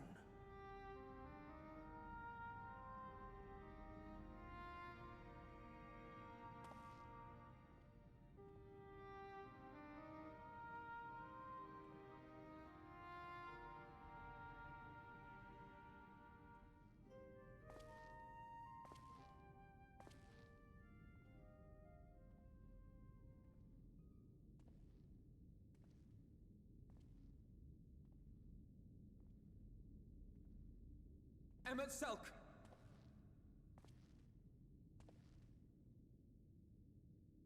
We understand, truly, but it makes no difference.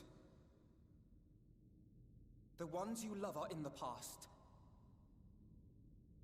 while ours are here in the present.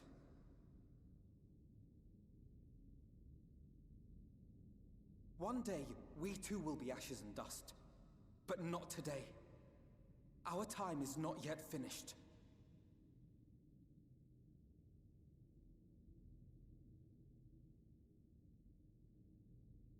We share your conviction, and that is why we will not abandon our course.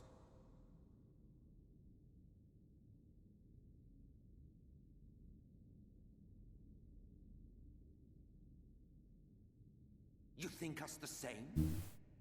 You think your tattered soul of equal worth to those I lost? Then come. Earn your place. Prove yourselves worthy to inherit this star.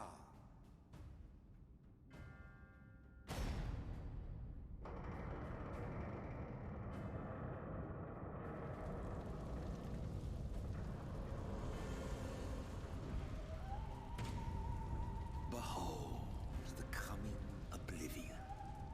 'Twas the end of our era and the beginning of our great work. A fitting backdrop for your final judgment.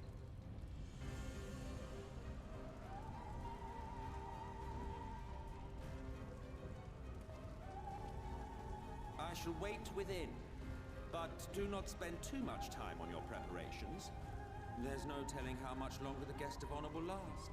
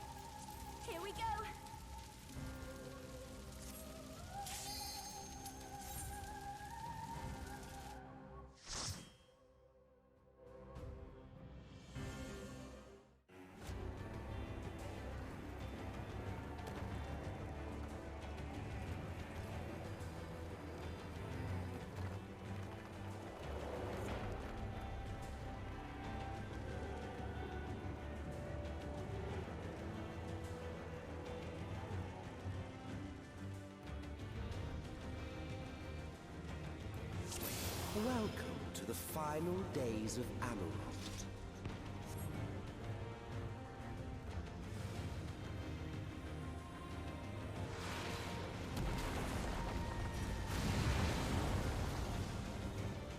The fabric of our star began to fray, and the unchecked energies of creation begat malformed beasts.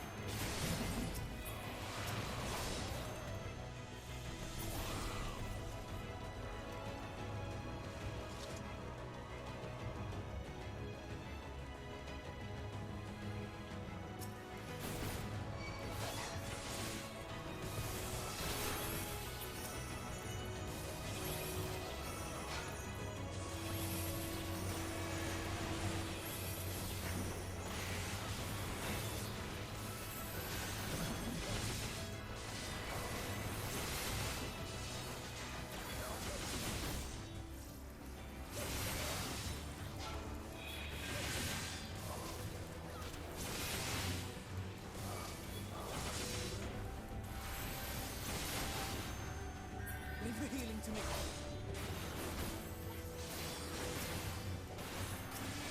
You underestimate me.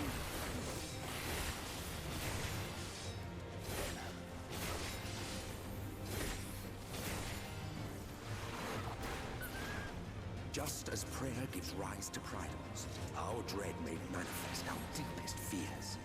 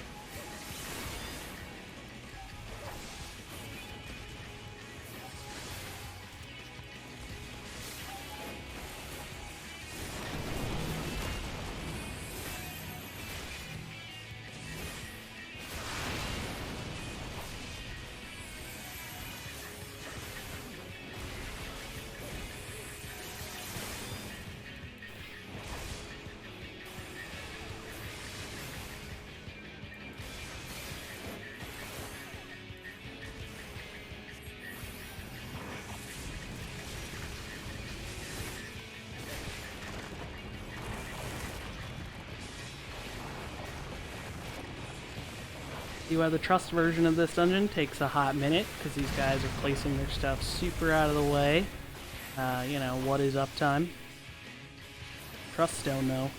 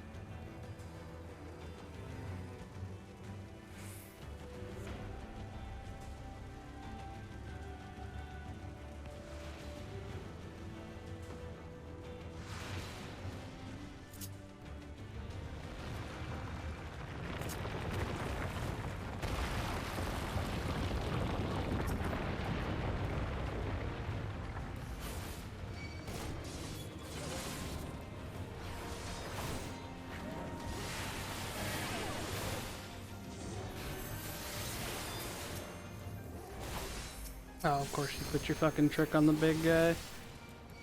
Eh, well.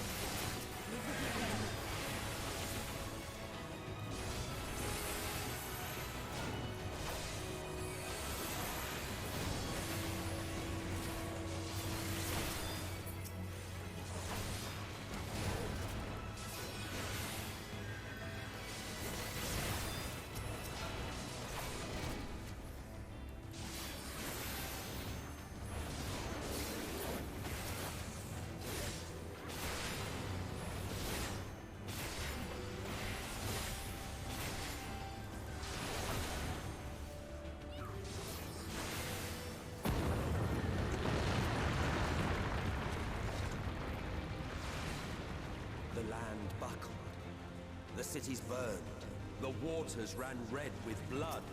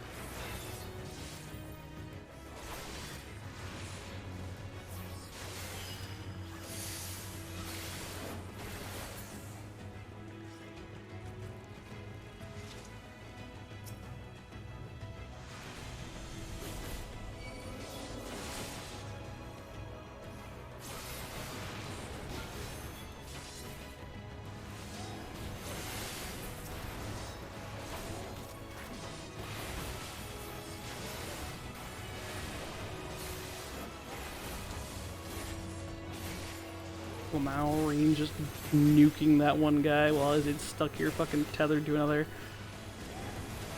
Works for me. He's the one who's off on his own, so.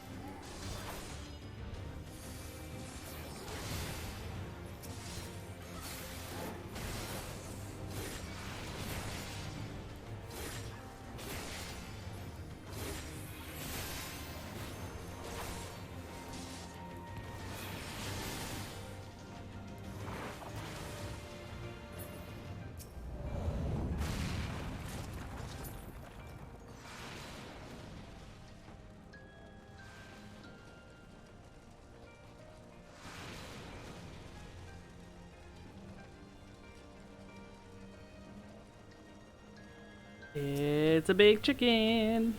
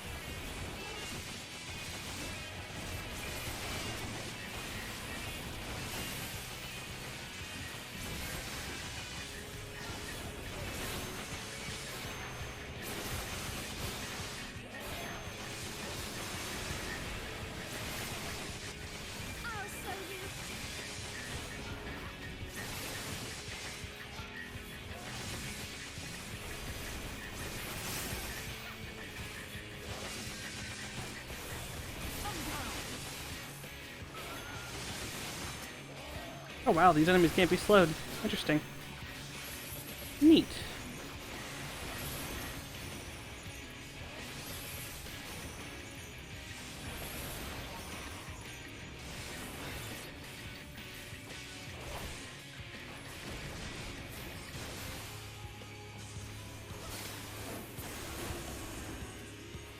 Chicken is back.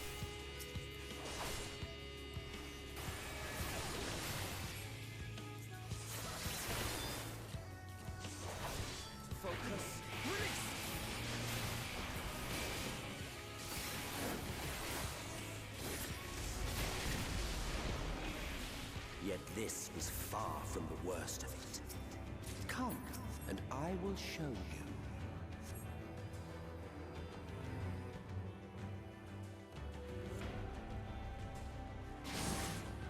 Just a little further, and you will see the end of a world.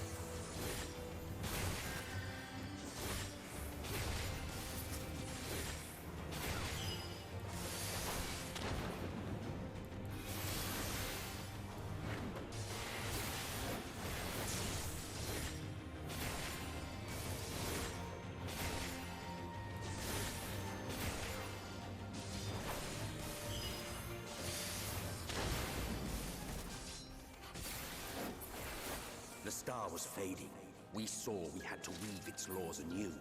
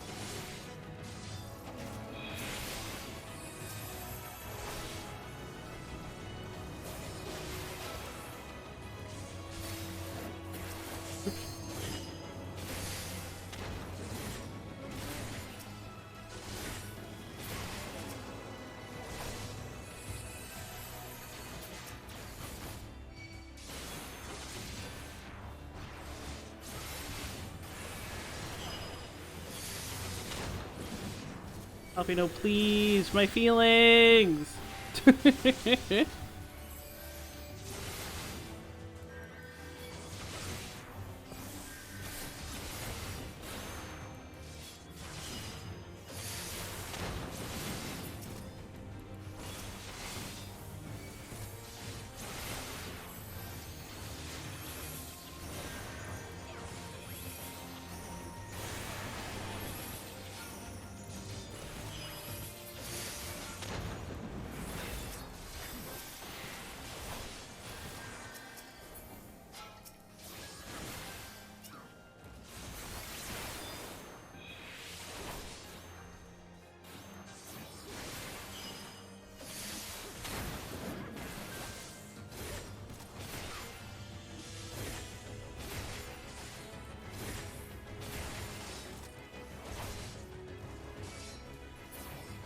But between us and our goal loomed a final misper conceived.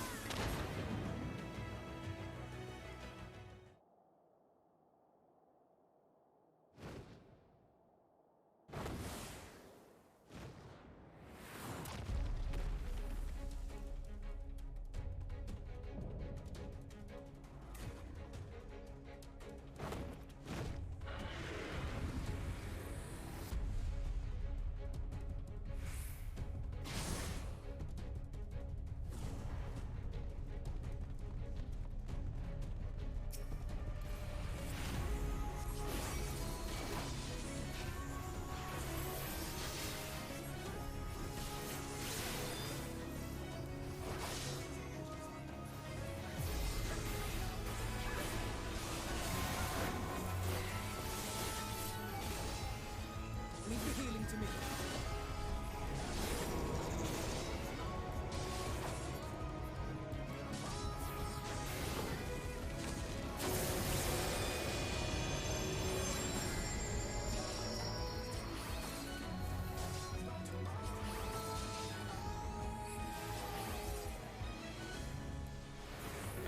Oh, that did hit. Okay. I thought it didn't hit for a second.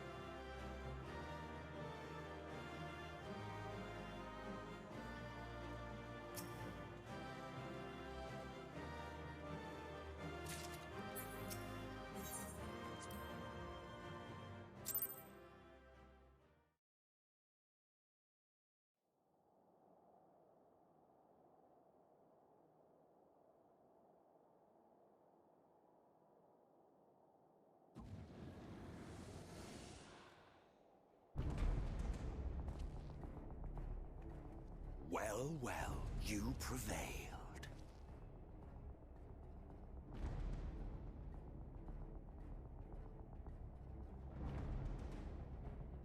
Nevertheless...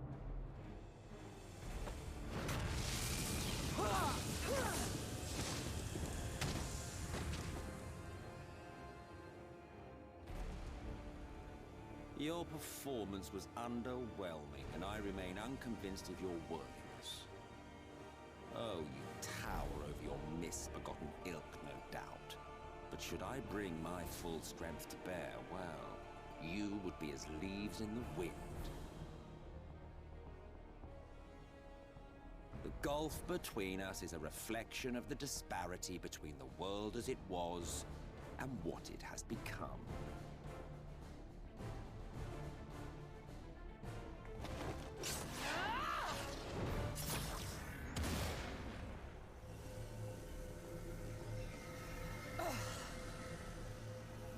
Our worlds may not live up to your lofty standards, but they are our worlds, our homes, full of life and love and hope.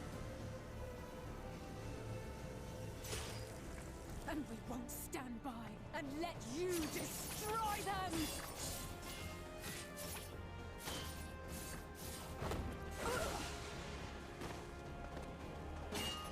Alize! You are a mistake.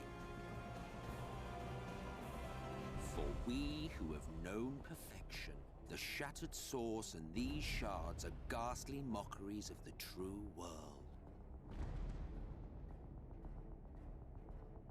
The ephemeral lives you exalt are pale imitations, utterly devoid of meaning.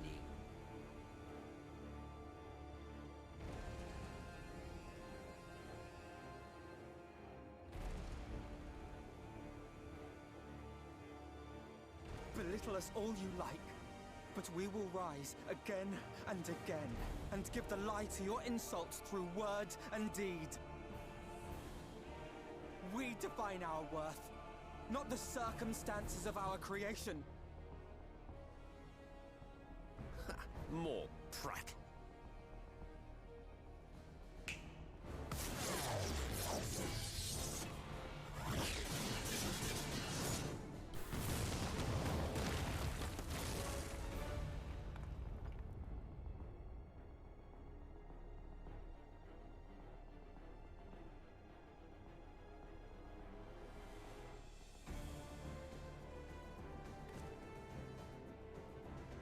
Fool, who are you?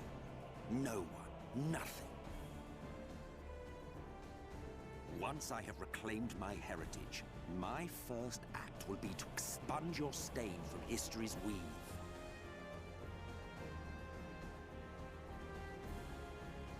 My world will have no need for heroes.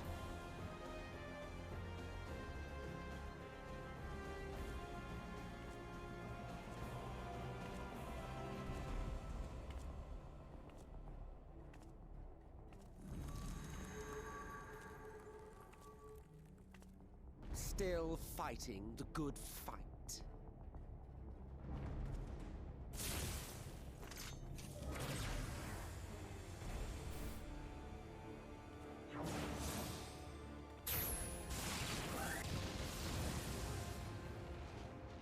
It is true that all we hold dear is fated to fade away.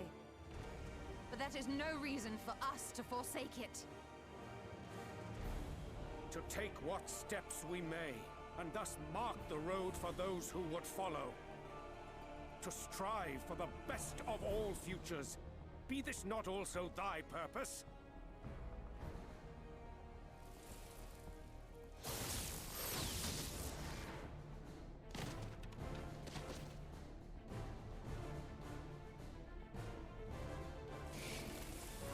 Do not presume to speak of my future.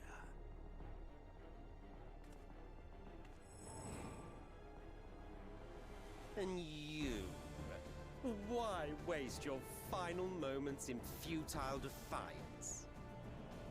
Weary wanderer, You've no fight left to fight, no life left to live.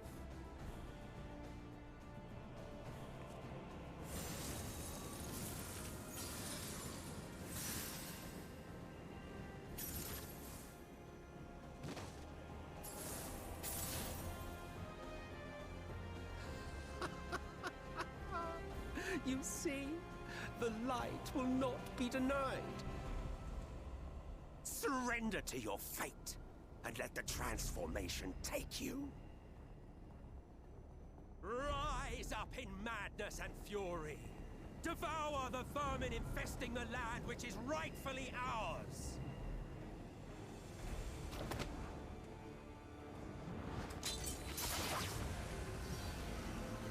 Now, Reed! Now!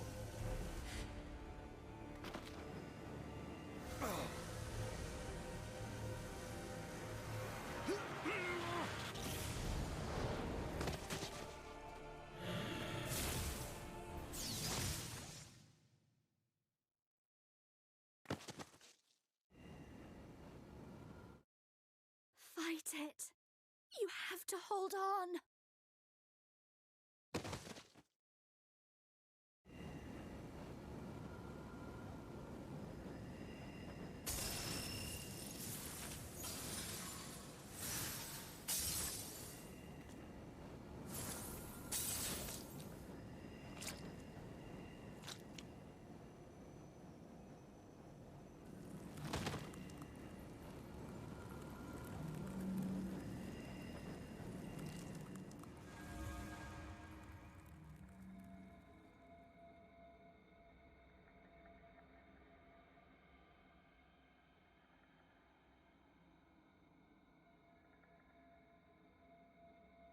If you had the strength to take another step, could you do it?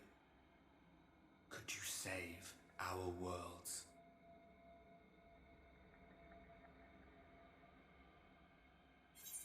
You know I could.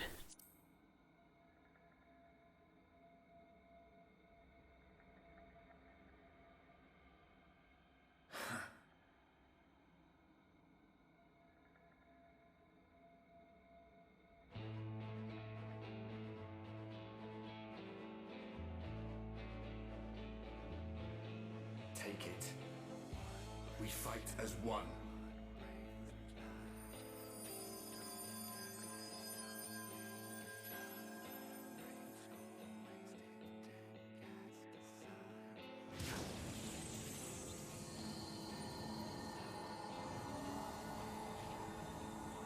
This world is not yours to end. This is our future. Our story.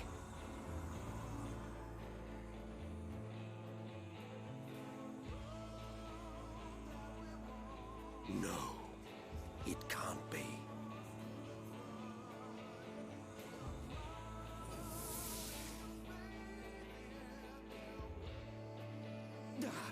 That trick of the light. You are a broken husk, nothing more. How can you hope to stand against me alone? We stand together!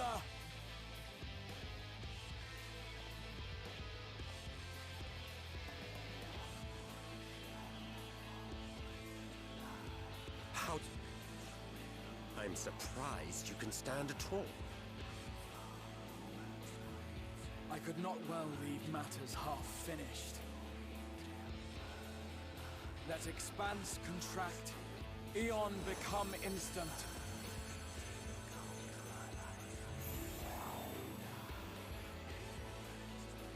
Champions from beyond the rift, heed my call!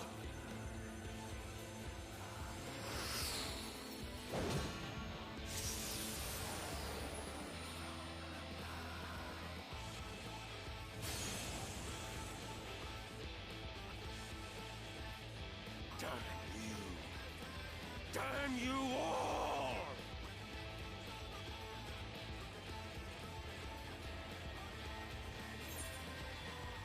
I challenge you, Emmett Selk.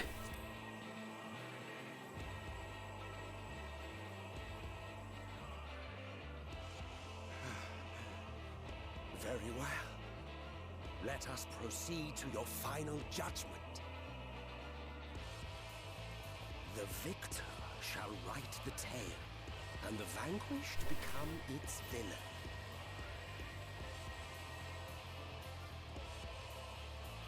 But come, let us cast aside titles and pretense, and reveal our true faces to one another.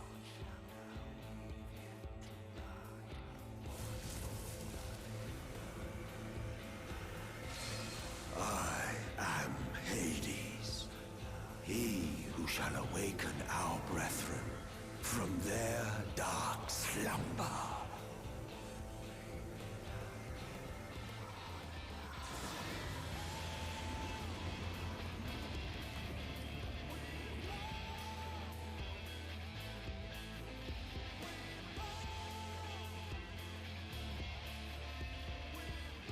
And now we're gonna sit here, jamming out until the heroes from the Rift deign to answer my call. Because I certainly can't do this one alone. If I couldn't do... I mean, I could try. I said I'd try all of them once. Is there any instant kill mechanics? There's definitely DPS. No, I could not make the DPS check. We're beyond the point of me being able to try, I think. And so now, you know, we just gotta wait for the champions from Beyond the Rift to pick up the phone. Enjoy the song.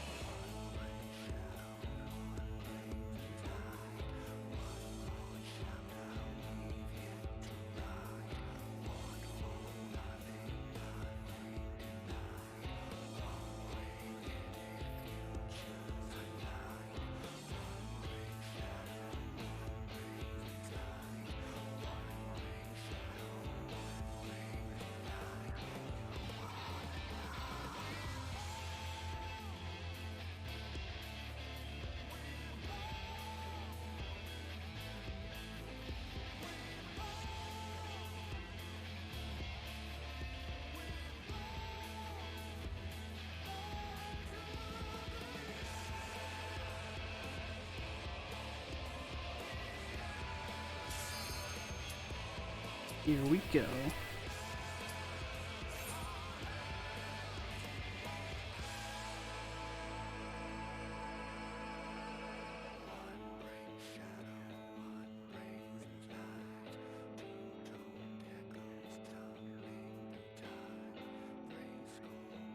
Healers from Beyond the Rift fell asleep in queue.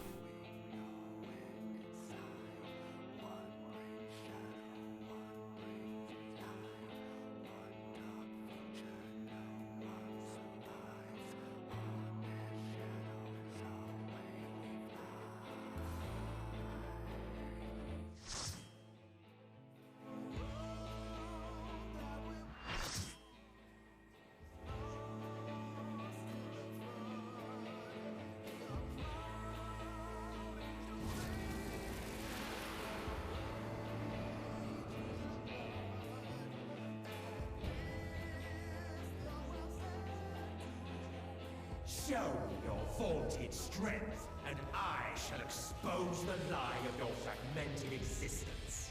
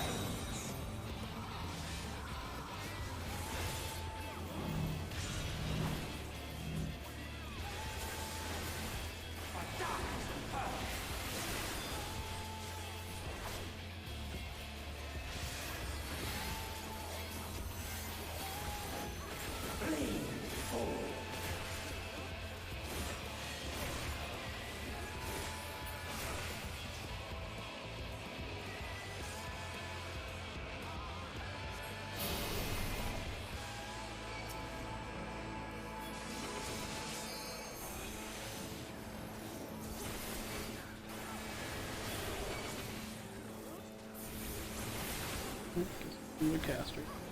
Or the other guy came over here and didn't pull them together. Guys, just fucking pull them together! Liz!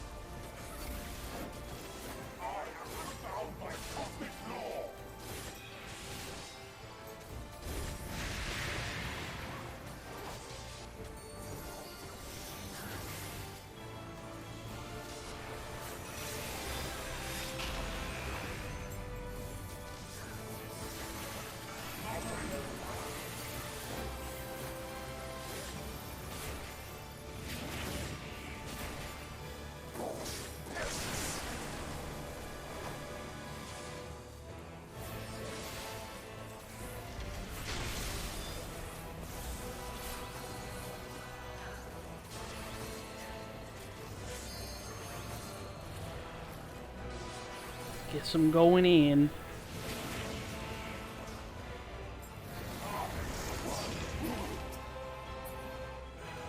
God, that suck.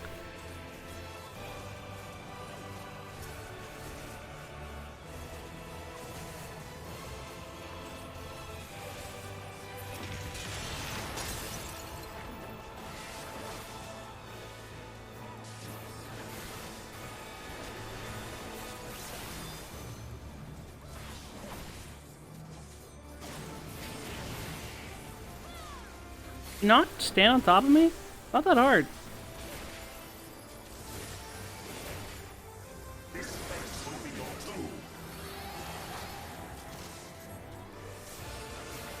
Guys.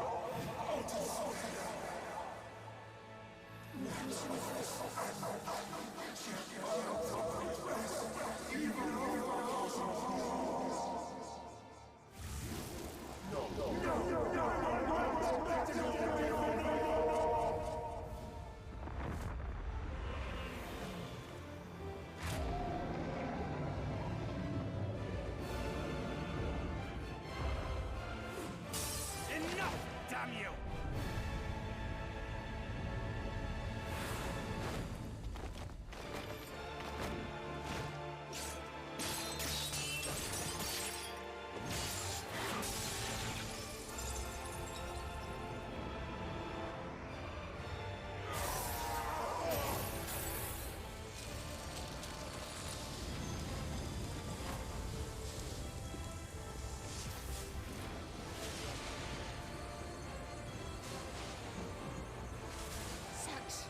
Infernal strength!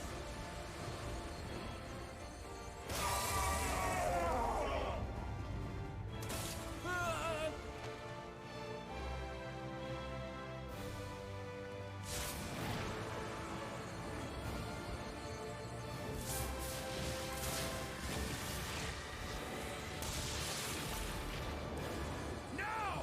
Strike with all thy might!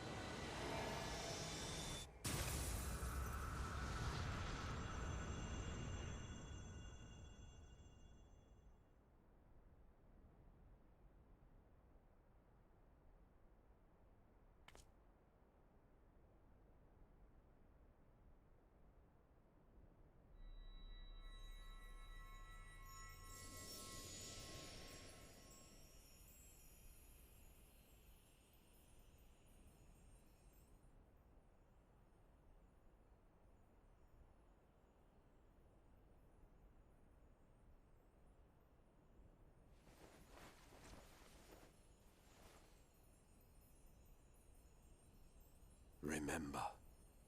Remember us.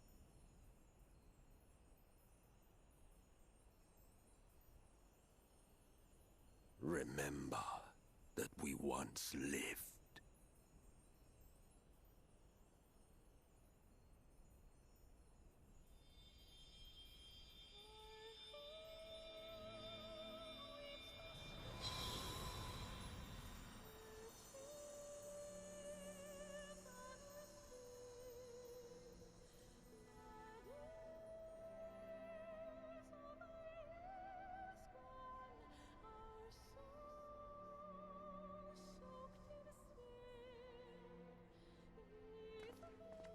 It's over.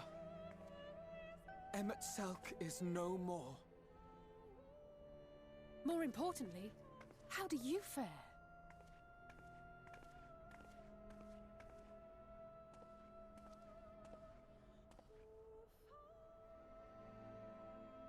What dost thou see?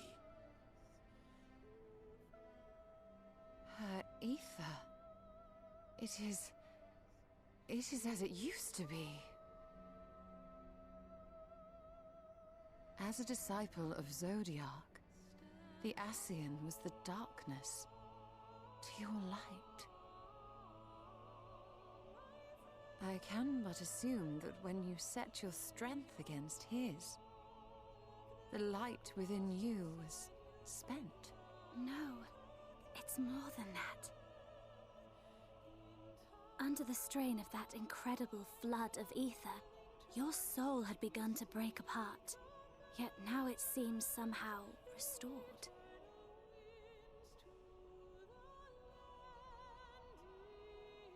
I tried to help you before the battle, but Emmett Selk stopped me. So, how did you... exactly what did you... Can you tell us what happened?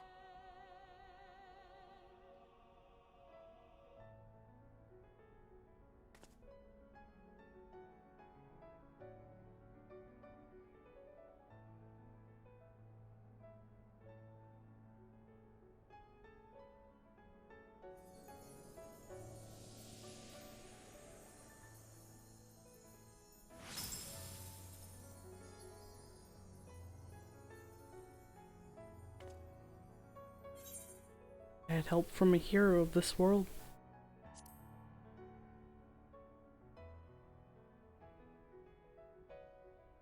I see.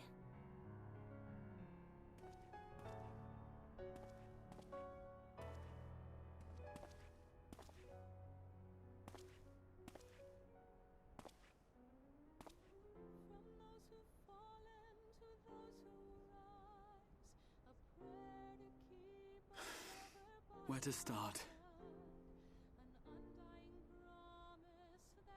I believe I owe you all an apology. And you, most especially.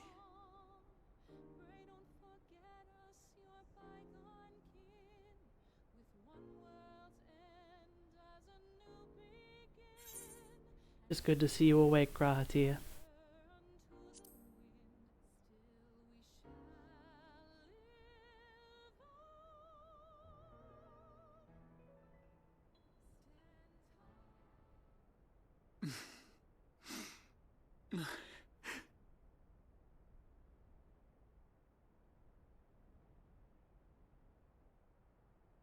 Well, 'tis good to be awake.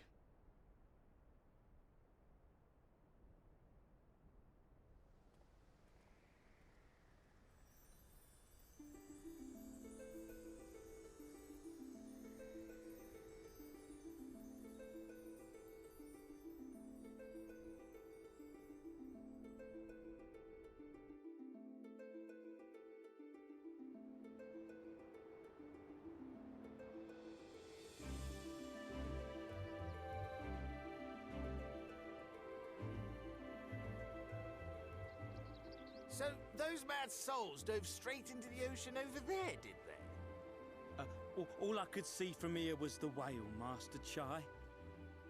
'Twas surely Alphino and those friends of his. They did something heroic, mark my words. You need only look up there for proof of that.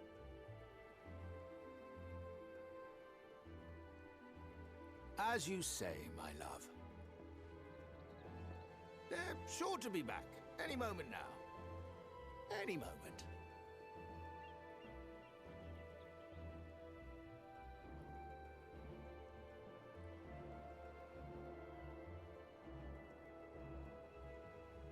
They are coming back, aren't they? I couldn't bear the thought of...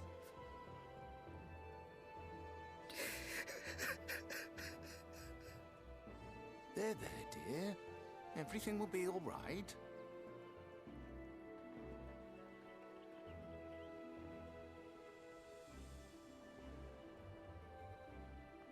There, look! Over there, over the beach!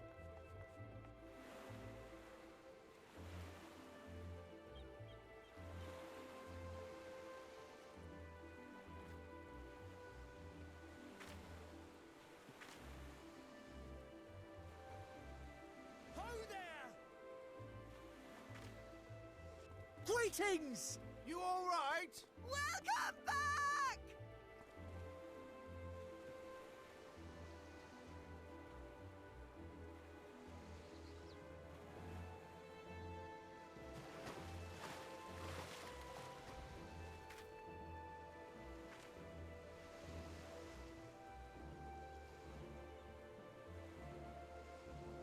I didn't think we'd be swimming the whole way back. Heavens. Heavens. Take me. Alphino! Oh, hells.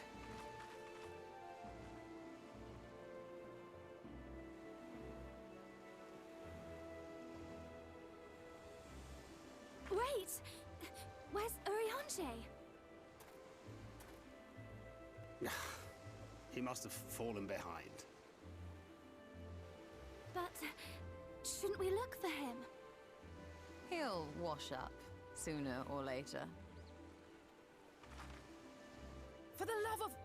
Alphino!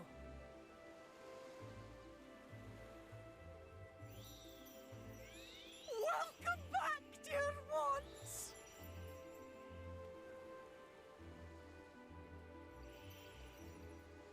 And thus did salvation come to the first.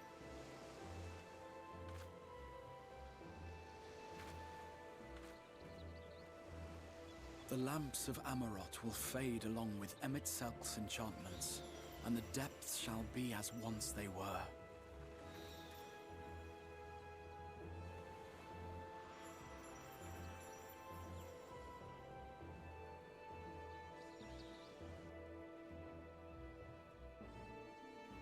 Mount Gulg will one day fall, and the Talos below yield to wind and rain.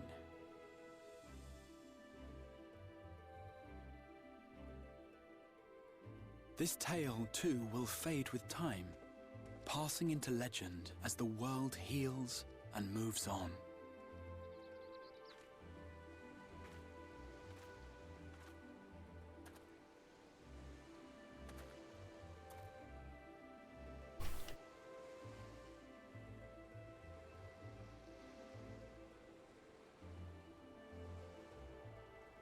Nevertheless,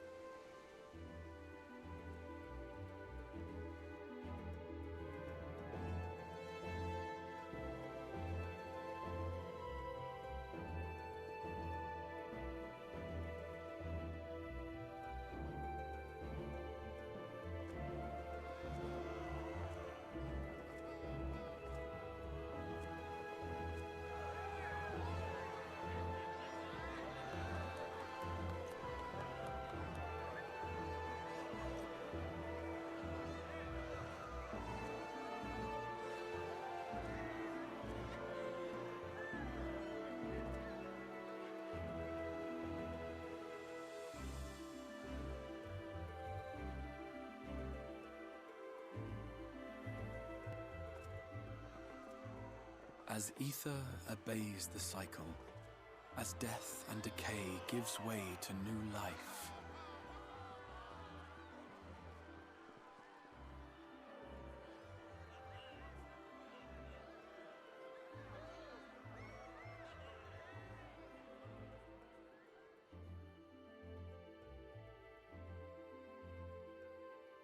so too do the memories we share inspire others to rise to greatness. For we who walk before may lead those who walk after.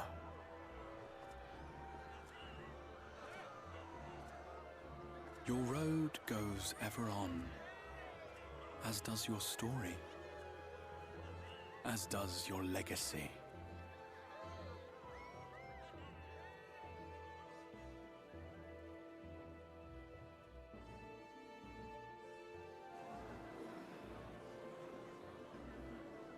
Such is the hero's lot, to touch the lives of countless others. Excuse me? You're the Warrior of Darkness, aren't you?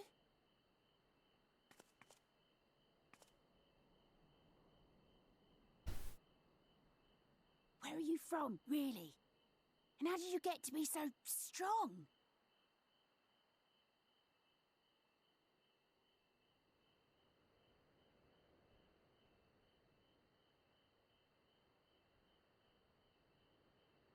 It's a secret.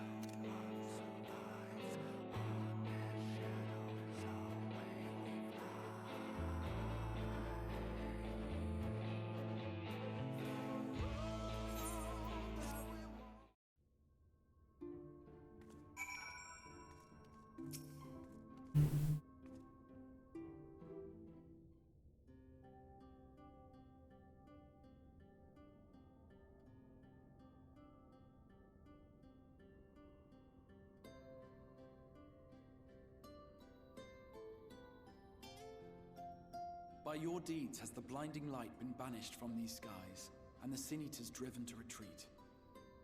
Although our many hurts will be years in the mending, I have faith that this world and her people will one day be whole once more. With no rejoining in prospect, the Source need no longer fear the coming of an 8th umbral calamity.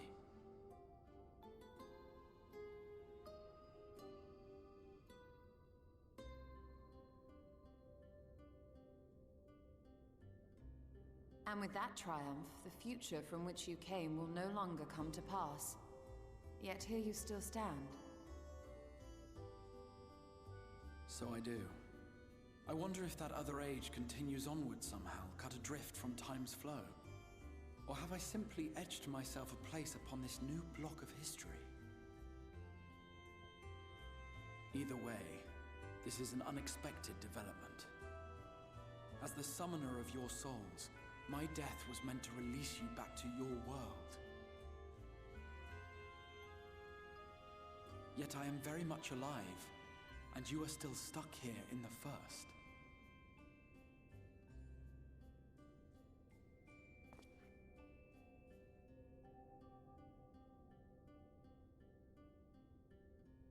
I believe I speak for us all when I say that we are happy to postpone our return if it means your life is spared. We will seek out another way.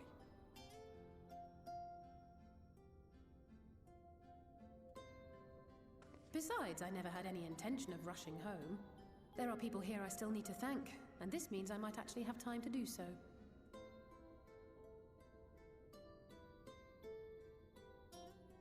Yet we dare not neglect our comrades in the Source. Mistress Tataru, to name but one, will be most anxious to know how things stand with us. So, you'll just have to make the journey alone for the moment. Be sure and give a full report to our fellow scions, would you? Oh, and we'd also appreciate any news you can bring us from back home.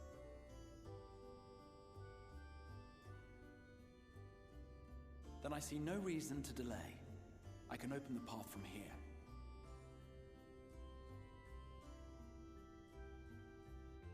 I imagine we each have matters demanding our attention, so let this be a farewell for us all.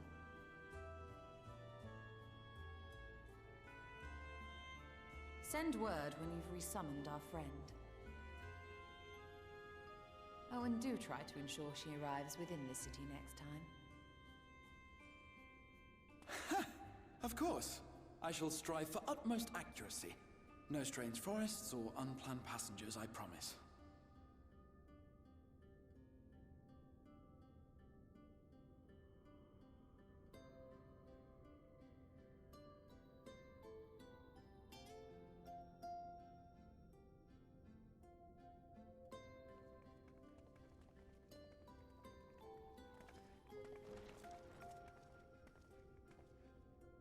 I'm a little relieved, to be honest. I would have been terribly lonely if everyone had suddenly disappeared.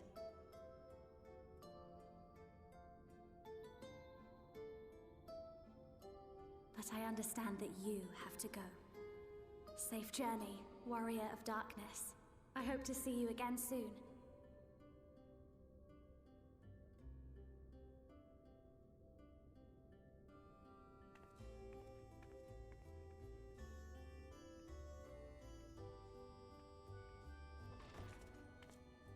Just a moment while I attune the portal. Then you can be on your way.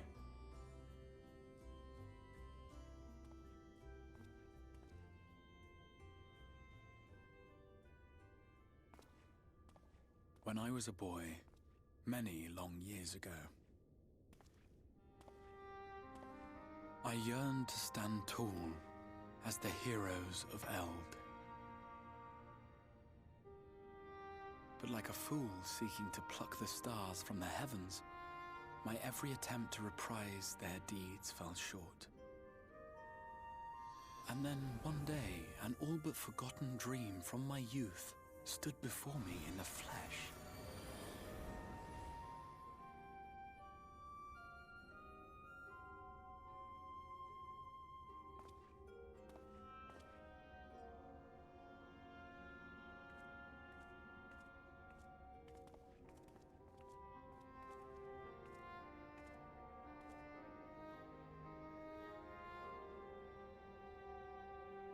hero who looked at the horizon and beyond and saw I knew not what.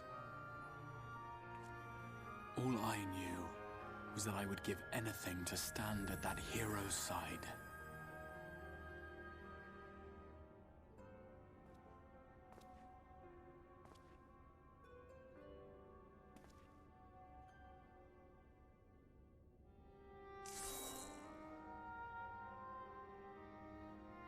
Would that it was so easy.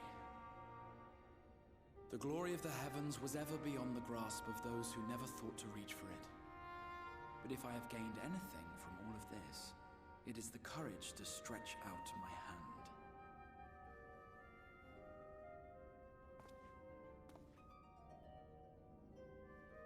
Do you hear me, Grahatia? This is no time for sleeping.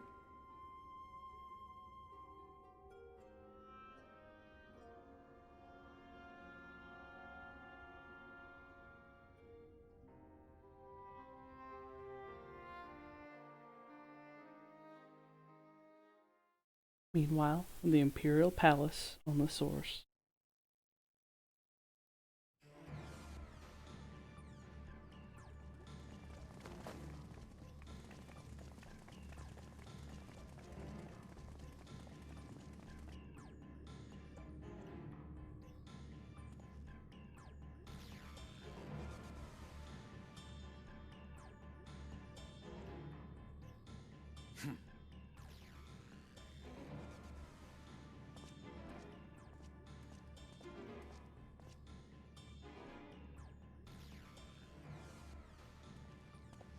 To the West Gate. I want to know what's happening there.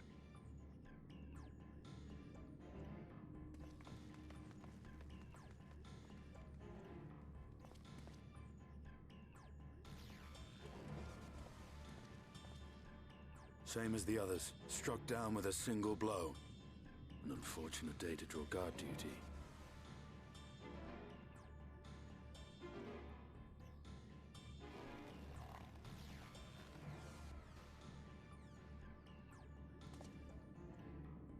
Forgive me.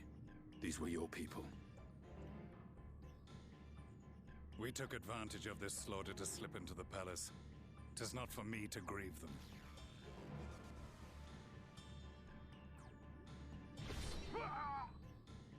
That was the Emperor! Wait! Ugh.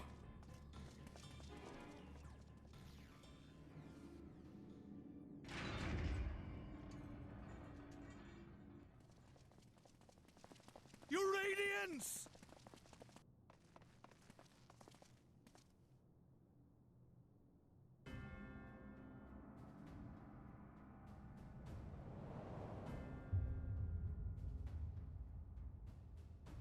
Gaius!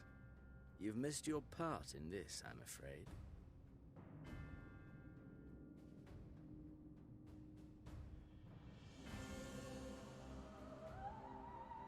Identify yourself, demon!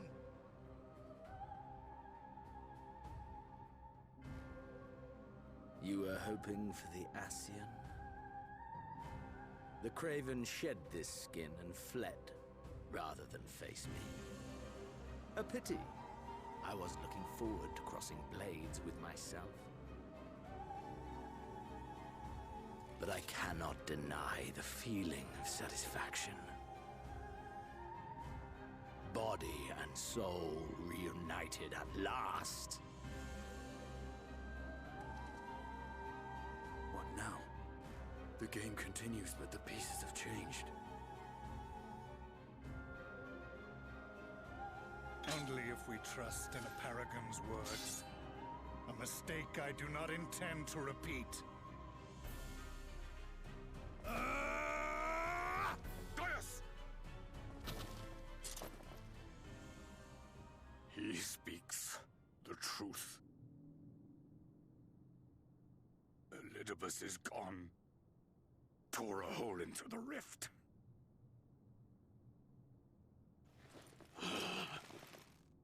Xenos, my foolish, greedy son. Was a second life not enough? Was the Empire too rich a prize to ignore?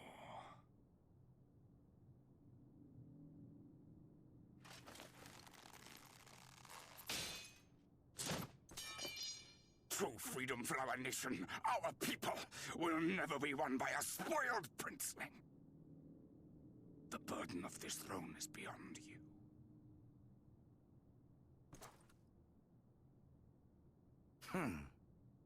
'Tis you, father, who have struggled with this burden. Simply holding the Empire together has occupied your limited faculties. But you may take comfort in knowing that I have no intention of pursuing your tedious agenda. Nor am I interested in ruling over the Empire's lands. I came only to remove that which ruins my sport. I will not have my prey stolen by your petty wars and cowardly weapons.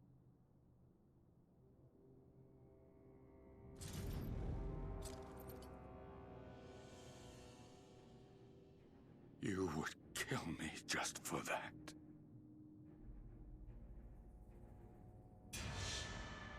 I need no other reason.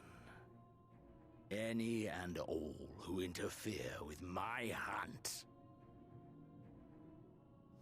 will not do so twice!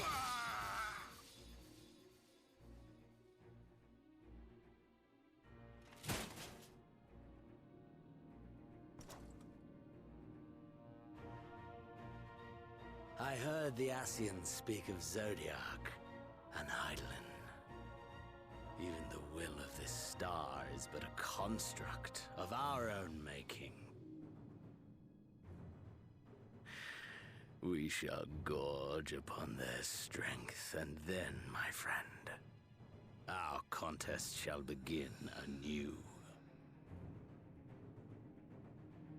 Xenos!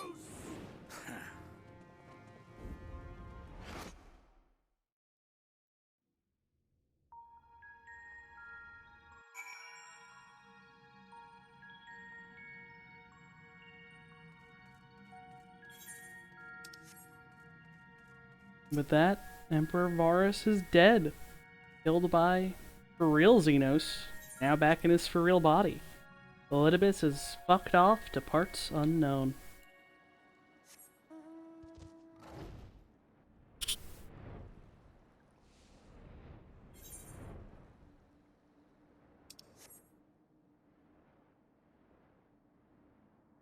We are returned to the source. Look at B rank.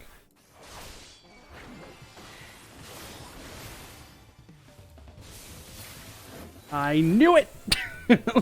Gotta get them cheapos. It's like, I haven't killed that one before. What a way to mark our homecoming.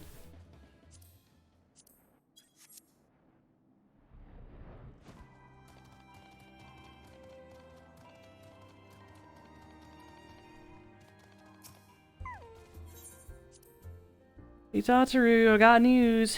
Friend's still stuck, but you know, we saved the world. That's pretty cool.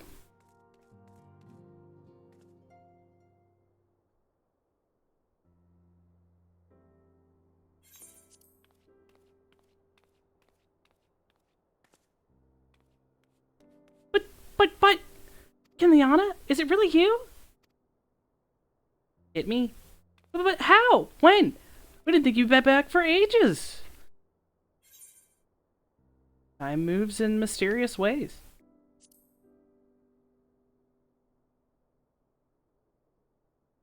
Right, so it does. The reports you had delivered by that excitable little pixie said as much.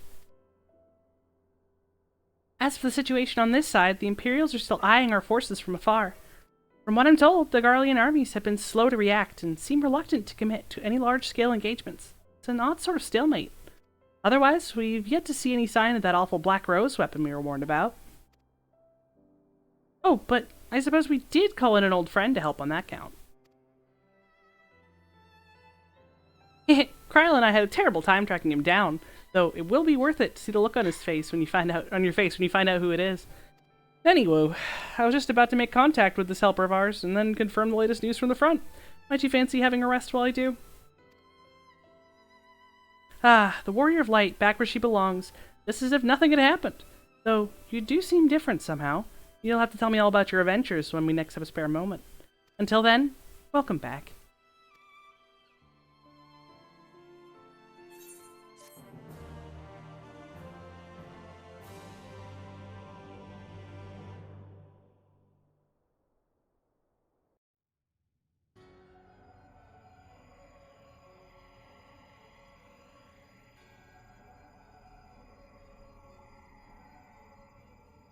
Oblivion has claimed him.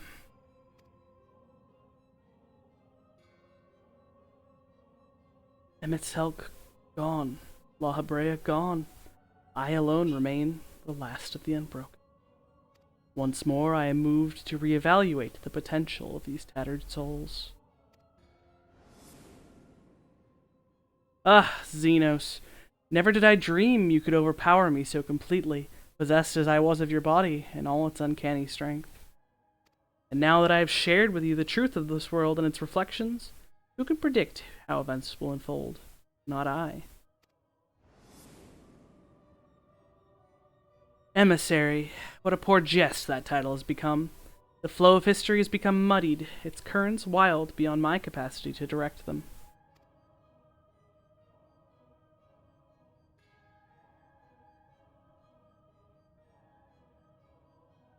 You have wrestled the advantage, Heidelin. The thieving hands of your disciples tighten their grip on our star. The origins of this world remain hidden and its inhabitants ignorant of their broken existence, just as you and your creators desired. They celebrate the gift of imperfect life, uncaring, unknowing, as we weaken and fade.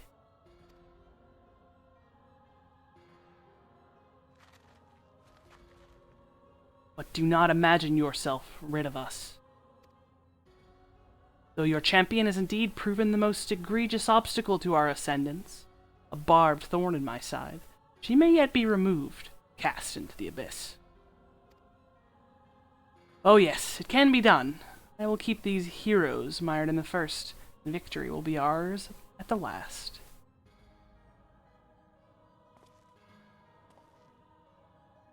Warrior of Darkness now, are they? Then their fate is decided. They shall meet the same end as those who came before, death at the hands of Warriors of Light.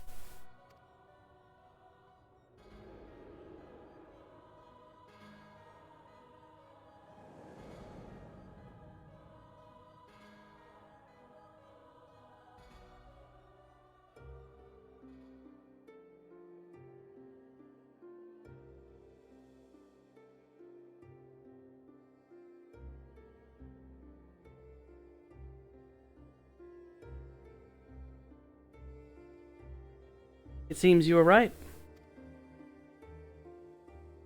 Yes, there is something out there. But it would mean crossing malms and malms of this infernal emptiness, which is rather unhealthy for living creatures, as I understand it. Even were we to restrict ourselves to brief forays, I don't like to imagine the effect it would have on our ether. But you still want to go, don't you? We may have saved the world, but we haven't reclaimed it.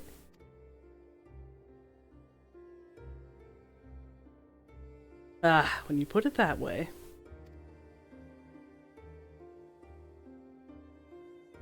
What choice do we have?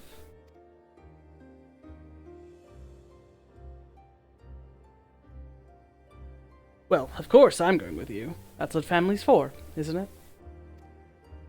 Come, let's head back and prepare for this mad journey of yours. Thank you, Thancred. The beginnings of the Eden raid tier. Be replayed at a later date.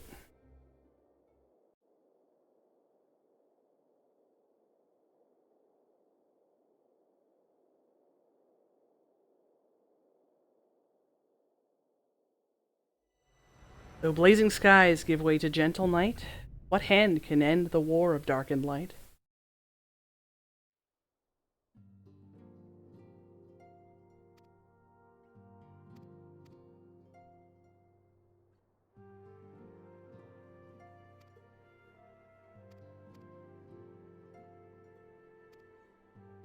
Shadowbringers Part 2 done. That's where I'm going to call it tonight. Figured we'd get the main story out of the way. And next time around, start the post-story stuff. Shadowbringers has a lot of post-story stuff. And honestly, I don't remember all of it in perfect detail. So it'll be good to play through it again. Yeah, I was very sporadic about doing the post-Shadowbringer stuff when it was relevant. But yeah, that's it from me. We did it. Shadowbringers, I think, is still... Endwalker and it are very tied. Very, very tied. But Shadowbringers just holds a special place in my heart. That's gonna be it for me. Have a good night, guys.